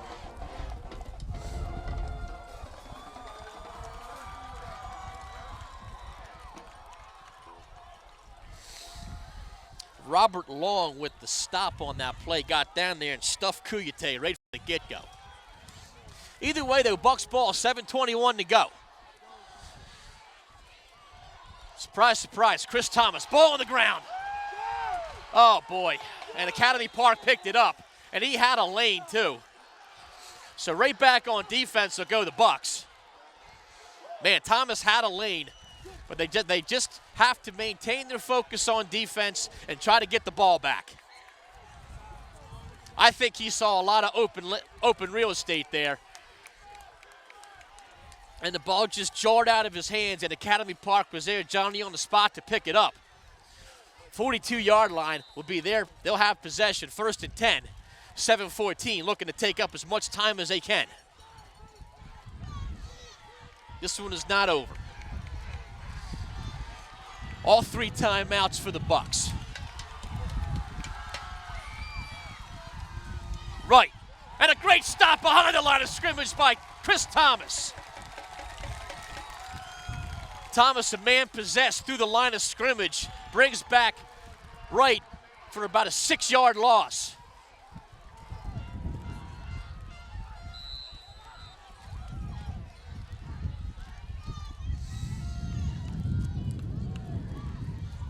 And it's now officially turned to cold and windy and rainy, and I don't care because it's a great football game. This is what high school football is all about. 2 local teams slugging it out for Del Valle supremacy. Wright, the man in motion. He'll get it on the sweep. Wright with some running room. Wright down the sidelines. Wright with lots of room, and he'll go into the end zone for an Academy Park touchdown. No flags on the play in Academy Park.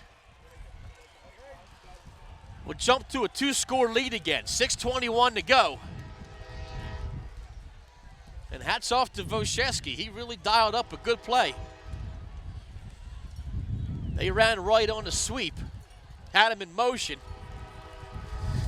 You know, nothing so really far out of the box. I mean, Interboro runs the same play. And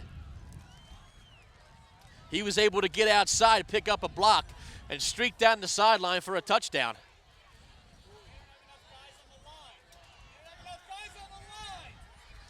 Phyllis to pass, and incomplete. But a 9-point lead, so they've been unable to convert on all 4 touchdowns. Have Academy Park, and you know that those points add up, and you know the door is slightly ajar for the Bucks, although it's still a 2-score game, so they have to really get down the field quickly, get a stop, and get down the field again. Not going to be easy, but certainly doable.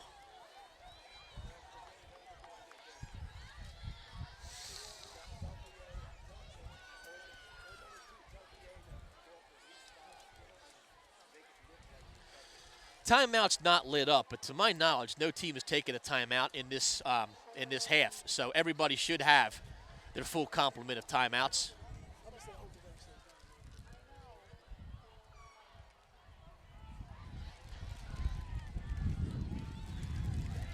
All right. You can do anything. I'm trying to grab and tighten it for you. Do you want to get under? There you go. All right. Okay. I don't want to wrap the bag around your head or anything. I've been holding it, but as each successive play, I'm grabbing onto the bag tighter, and I feel like I'm going to suffocate you. I don't want to do that. I'll let you know. Okay. Just kick me or something.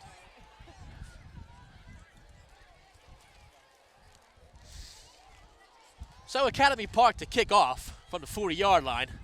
6:21 to play.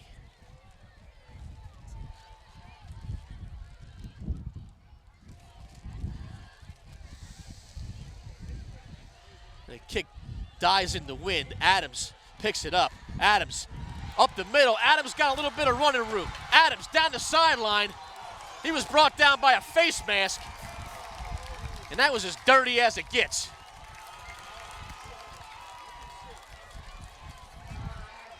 It's almost like if you can give someone more than 15 yards for it should be that, but 15 yards, they try and give him 5 on that. And that was as blatant as it gets. Adams had a head of steam, was ready to run past, and he just grabbed the hold of the face mask and brought him down. And that's just downright dirty.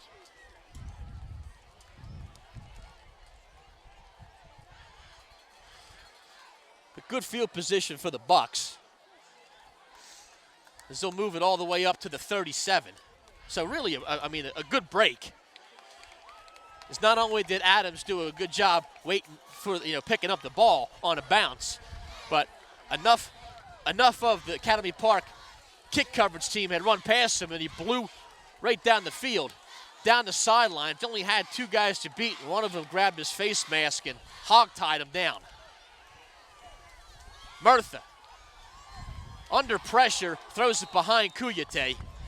He had to throw it a half a tick early.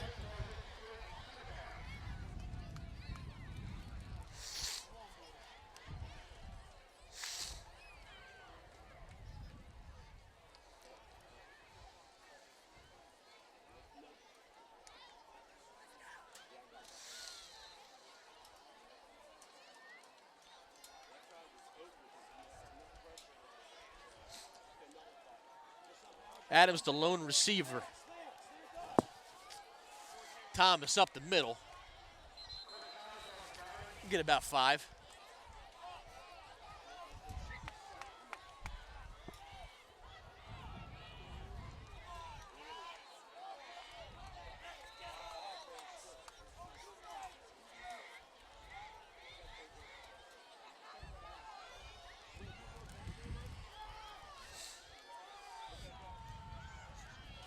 Clocks are ticking, and the Bucks are taking their time in the huddle.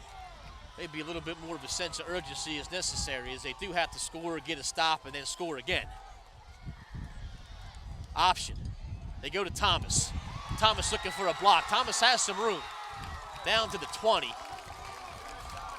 Tripped up on the play by number 6 of Academy Park.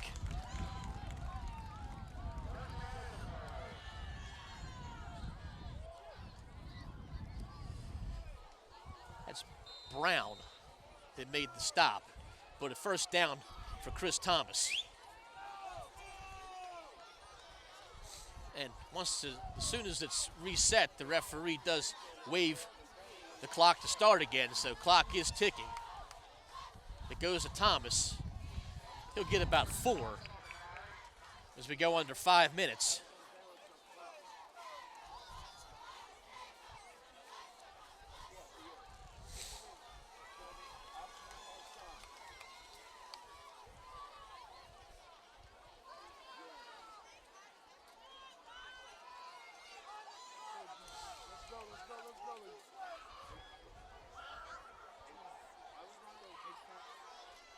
I formation set. Murtha.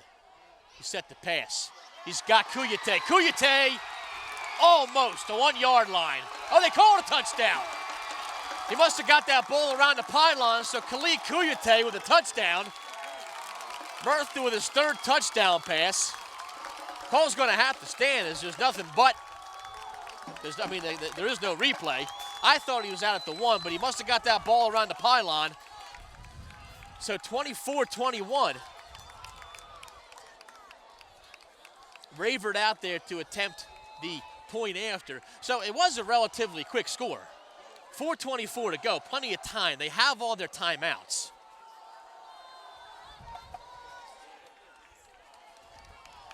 Extra point here really, I don't want to say it's inconsequential, but it's, you still want to get it. And I think Academy Park jumped off sides. And if that's the case, the Bucks will wind up going for 2. They jumped off sides. And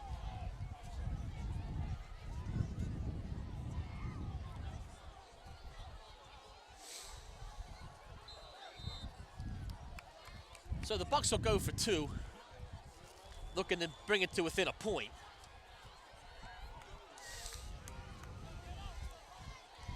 And I actually think this is the smart play, because even if Academy Park scores again, it's still a 1-score game. Ravert's extra point is good. So they didn't go for 2. They went for 1. They just moved it up and went with the safe play. So it's a 2-point game. Obviously, the best thing to do would be to get a hold and get back on offense. However, if Academy Park scores and fails to convert again, it'll still be an 8-point game, and Interboro will have a glimmer of hope, provided there's enough time left. But the best thing to do would just be to get a 3-and-out or a turnover. That'd be the best thing to do.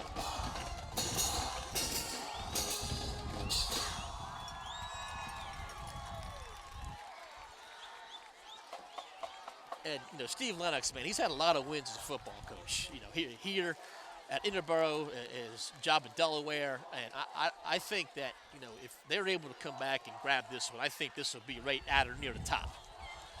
It may not be like a district championship, or may not be like one of the other Delaware championships he's won, or some of the playoff games, but this has got to be a top 5 type game if they can come back and win this one.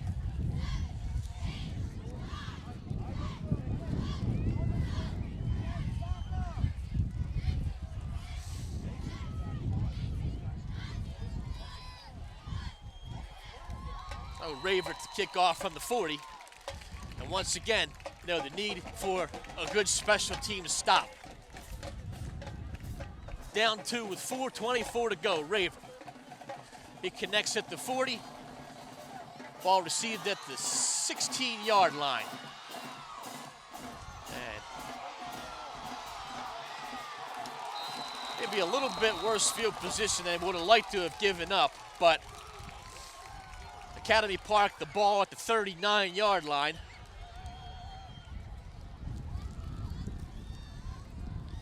They're able to shake off a couple of tackles. And this is S. Phyllis. He's a senior. I would imagine he's related to the other Phyllis, number 23, but that was 11. And his kickoff return was a good one. 4:14 to go. And this is the defensive stand of the year, and Academy Park jumps off sides. 1st and 15.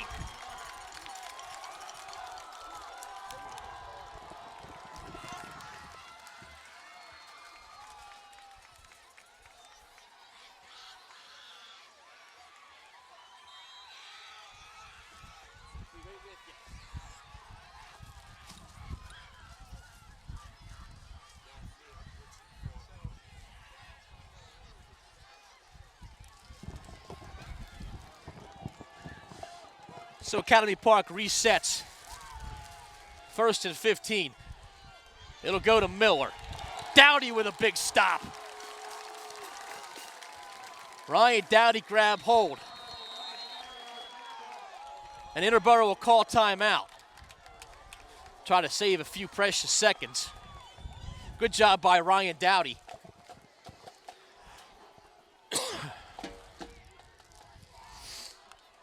And 2nd down and long. And the use of the timeouts is always a real touchy thing, because you start to use those and then you give up a 1st down. But I think with the penalty 5 yards back and then a loss on the play to make it 2nd down 16, 2nd down 17, Coach Lennox is rolling the dice here now that they could get this stop. And another play and they might even call another timeout, who knows.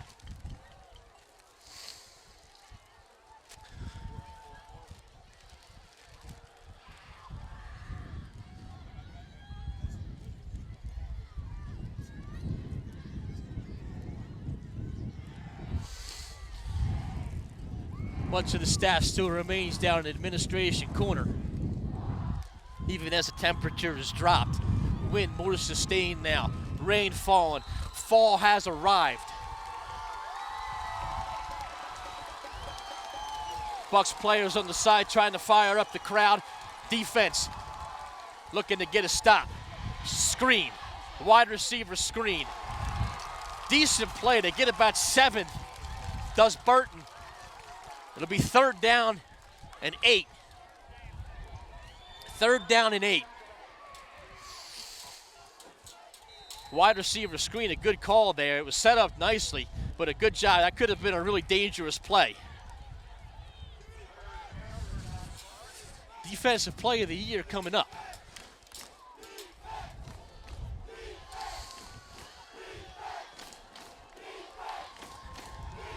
If they're going to throw, they need penetration from the line.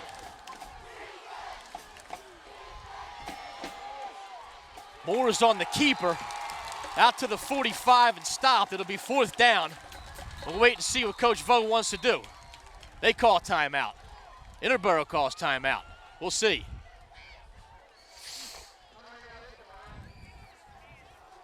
And truthfully, you don't really know. I mean, you would think that Wojciechowski is going to punt and hope for his defense to do the right thing, because you don't want to miss here and then give Interboro the ball with excellent field position and only 3 minutes left in the game. But Jason Wojciechowski isn't what you call a conventional football coach. And when you have the type of talent that he has, he may have enough confidence in his offense to be able to get these 3 yards. And with Interboro having used 2 timeouts, won't end the game, but it'll certainly make it real hard for Interboro to get the stop and get the ball back with any semblance of time left on the clock. So the decision that Wojciechowski makes here, could be something that he thinks about for a long time, the consequences of which he thinks about for a long time. The conventional, the traditional, the smart play is punt it away and leave it to your defense. It looks like that's what they're going to do.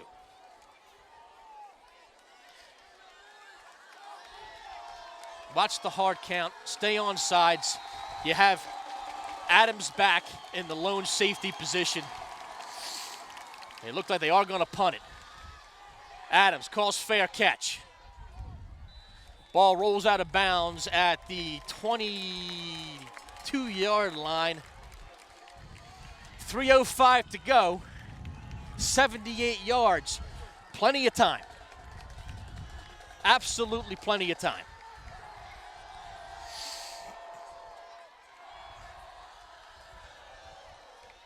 Nate Murtha, biggest drive of his life as a quarterback of Interboro. Chris Thomas and Joe Forte, the running backs. Thomas, Rayford, Khalid Kuyate. Offensive line. Across the board, it's a big series for them.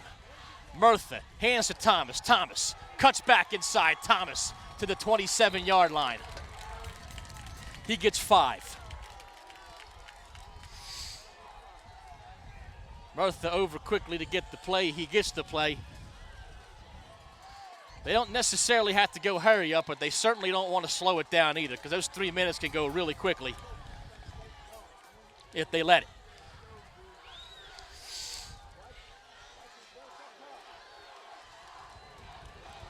Murtha, the pass. He sees Kuyate, batted down. Kuyate open, and it was batted down at the line of scrimmage, but it does stop the clock. Give the Bucks a chance to set, get a good play from Coach Lennox and Nate. Take your time in the huddle. Sometimes things like that wind up being a little bit of a gift, even though they didn't get any yardage. It did stop the clock. Obviously, we're in 4-down territory.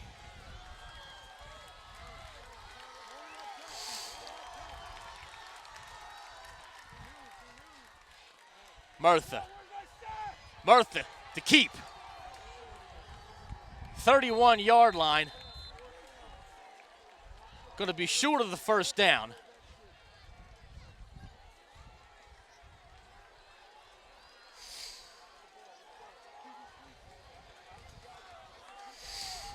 Two minutes and counting.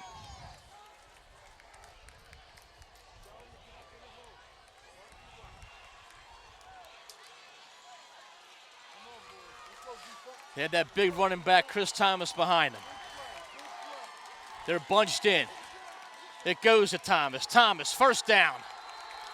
Clock will stop, but it'll start right back up. So Murtha's going to get that play. Minute 43 and counting. They won't wind the clock until Academy Park gets back on their side of the ball. 35-yard line, so they still have 65 yards to go. And the wheels that must be turning in Coach Lennox's head, thinking 1, 2, 3 plays ahead, I'm sure. Toss to Thomas. Thomas gets out of bounds. Clock stops at 1:23.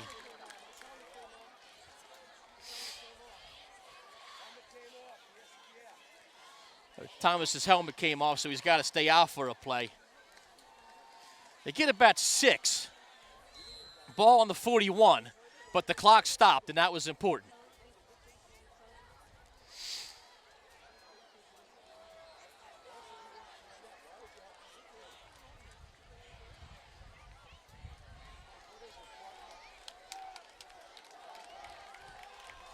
Kuyate takes his spot as tailback. Forte, the fullback. They're going to run a reverse to Adams. Adams has some real estate. Murtha with a block downfield. Adams down the sideline to the 35. First down, Bucks. And Murtha was just waiting for somebody to hit. And Connor Adams on the reverse.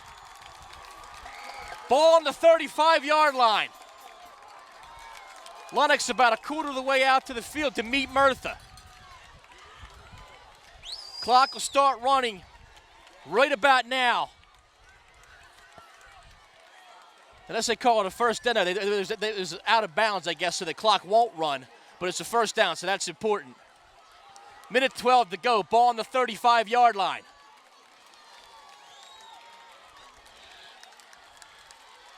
Murtha. Pass to Kuyate.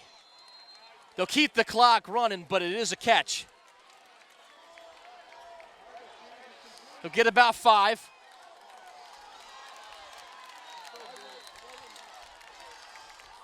Murtha, Kuyate. He'll get out of bounds this time. So 52 seconds to go. And a smart job to just run the same play again. And a good job by Khalid Kuyate to catch the ball and get out of bounds. Ball is on the 29. Interboro Academy Park always goes down to the wire.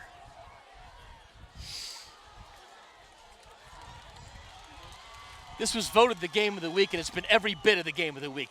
Pitch out to Thomas. Ball on the ground. Thomas does hold it. Bucks will use that last timeout. But it'll be 4th down and 9, 4th down and 8. The pitch to Thomas was fumbled, and it'll be Bucks ball on the 33, so it'll be 4th down and 8. So they'll have to dial up a good play here, but there is still life. They get the first down, and they don't get out of bounds. They're going to have to run up to the line and probably clock it, which you hate to waste downs, but at least you're still breathing. But this is a big play. I'm sure Coach has something saved up.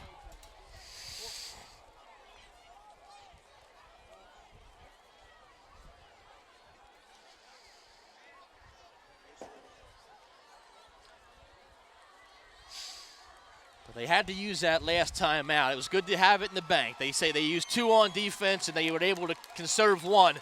And boy, was that timeout really important. Coach walks off the field. Imagine what he must be thinking. Beckwith and Adams to the near side. Nice protection by Thomas. Looks down deep for Beckwith. He caught it in the back of the end zone. Touchdown on the tap. Shane Beckwith with the touchdown. Murtha threw it up. The ball tipped up, and Shane Beckwith with the catch. And they're going absolutely berserk here at South Avenue. What concentration by Beckwith. 36 seconds left on the clock.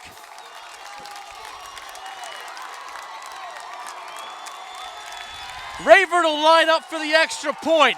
Shane Beckwith, my God! There isn't a person wearing black and gold right now not jumping up and down.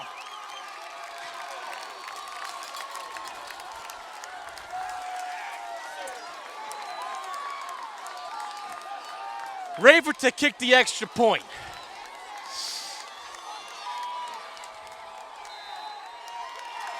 The kick is good, 29-24. But right now it's all about special teams and defense.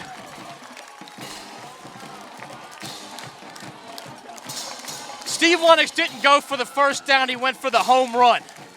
Murtha threw it up, it tipped up, and Shane Beckwith doesn't really play a lot of wide receiver. Only in there because Matt DeSands is hurt.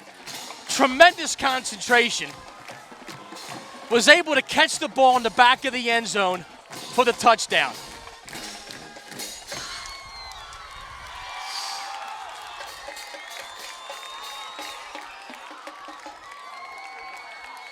And as we said, it's all about defensive special teams now.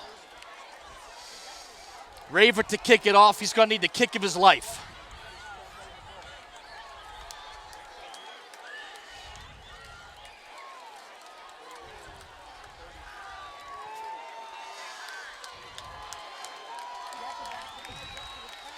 Literally one of the best Bucs games I've ever seen in my life. This, the Hazleton game, the game against Academy Park in the playoffs, and this. These are the top three. Down 9 points just 4 minutes ago. And the Bucs are now up by 5. This would be a win for the ages. The tee is out there.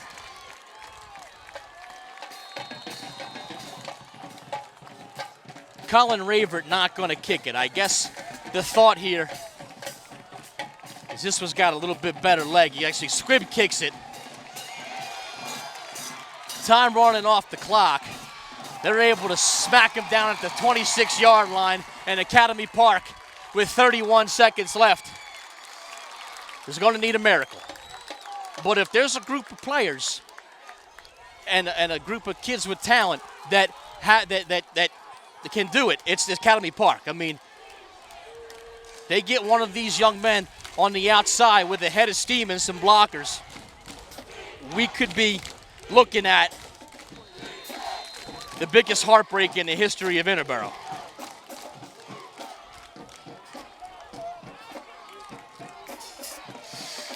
D'Esposito, Mike D'Esposito, never with a bigger defensive stand.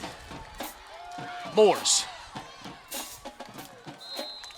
And able to get the ball out of bounds, maybe 5-6 yards downfield.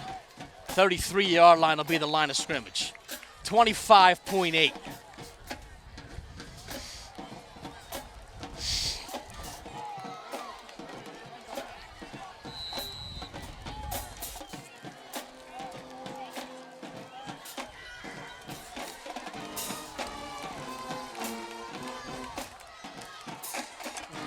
Second down and 5. Bucs defensive line looking to penetrate. Pass falls short. Intended for Stroud, who already has a touchdown catch. 4 seconds ran off. Third down and 5. Boszewski, a creative play caller, and there's a lot of things that they can do to isolate one of these speed guys on the outside.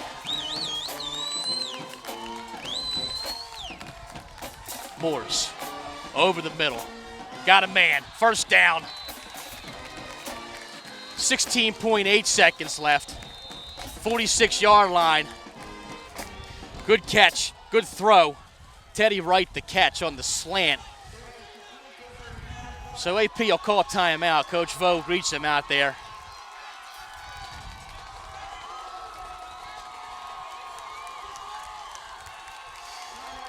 Just one time, man, one of those big guys on the outside, Manuel Besame, Tarja Faikai, Ant Zizit, don't care who it is, somebody get in that backfield and sack the quarterback.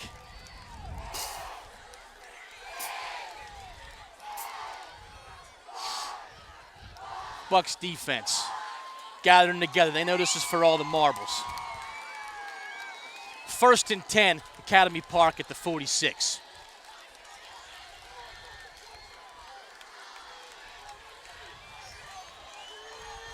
D-Rock trots off the field.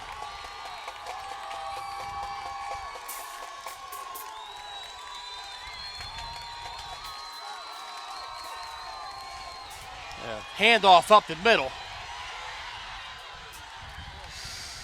Only 10 seconds left in the game, so they're going to have to start thinking about throwing the ball into the end zone. They run a draw. AP with a timeout. I think they have one left. Boy, this is as down to the wire as it gets. One of these two sidelines is absolutely going to explode in 10 seconds of game time. The ball is on the 27-yard line. Coach D'Esposito out there. You know, Bucks' advantage with a 5-point lead and only 10 seconds left. Academy Park's advantage because they know what they're going to run. It's only a guessing game if you're Mike D'Esposito. The big thing is if you're the Bucks defense, stay in your lanes.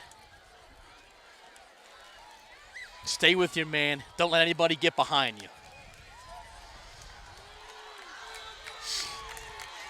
They're probably going to have to throw it into the end zone. I look towards Stroud, number 12 here. Connor Adams is on him. But you never know. Big play. Moore is the quarterback. He throws it up. Has got right, but he overshoots him. 4.8 seconds left, so 5.2 ran off. So what very well could be the last play coming up. Better throw and it's a touchdown. They're 27 yards out. Bucks are out of timeouts. Academy Park will take their last timeout right now, so the suspense will continue for just another minute or two. And ultimately, I mean, it's just a matter of, is Bo a big enough magician to be able to dial something up here? D-Rock will run out there, you know, and the best he can do is just tell him what I just said. Stay in your lanes and stay as you know, keep him in front of you.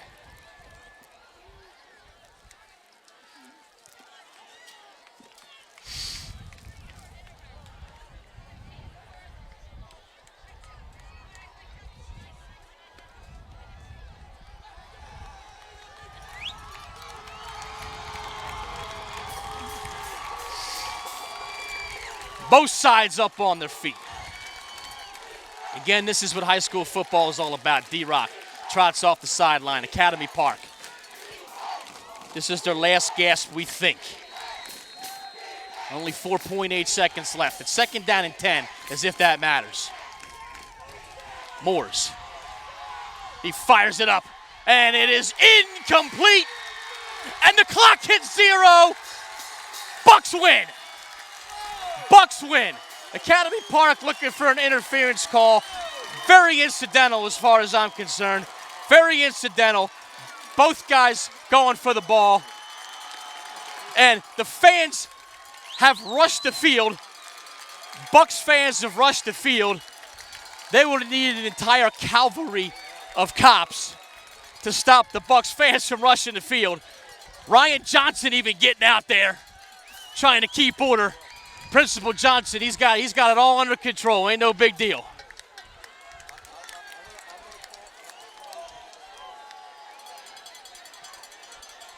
Look at that. Principal Johnson, he's got this all under control. But not a single worry here. They're going to let the fans enjoy this. I cannot believe what just happened. Wow.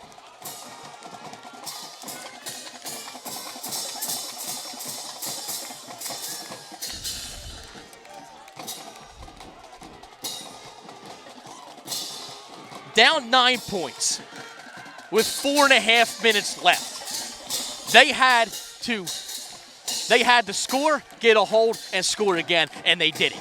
And the play that Murtha to Beckwith in the back of the end zone is going to go down in Interboro football folklore for as long as anybody can remember. And Joe Barrett's got a video of that, and I can't, it's going to get tweeted and retweeted all over the place. And I hope that Katie Maggs gets this on the internet as soon as possible. Bucks win. Del Val champs. 29-24 in really one of the greatest games I've ever seen and had the pleasure to call. I can't believe this. This is absolutely amazing. And Garnet Valley beat Springfield too. So Springfield's undefeated streak ends. Academy Park's undefeated streak ends. Next week we're on the road against Penwood. In 2 weeks, we'll be back here for the first round of the playoffs, and you know me and Mags will be here to bring it to you. Thanks for watching. I hope you watch this time and time again, and on the internet, you know you can. I'm Bill Soroka signing off for Katie Maggs. We'll see you in a couple weeks. Bucks Del Val champions. So long.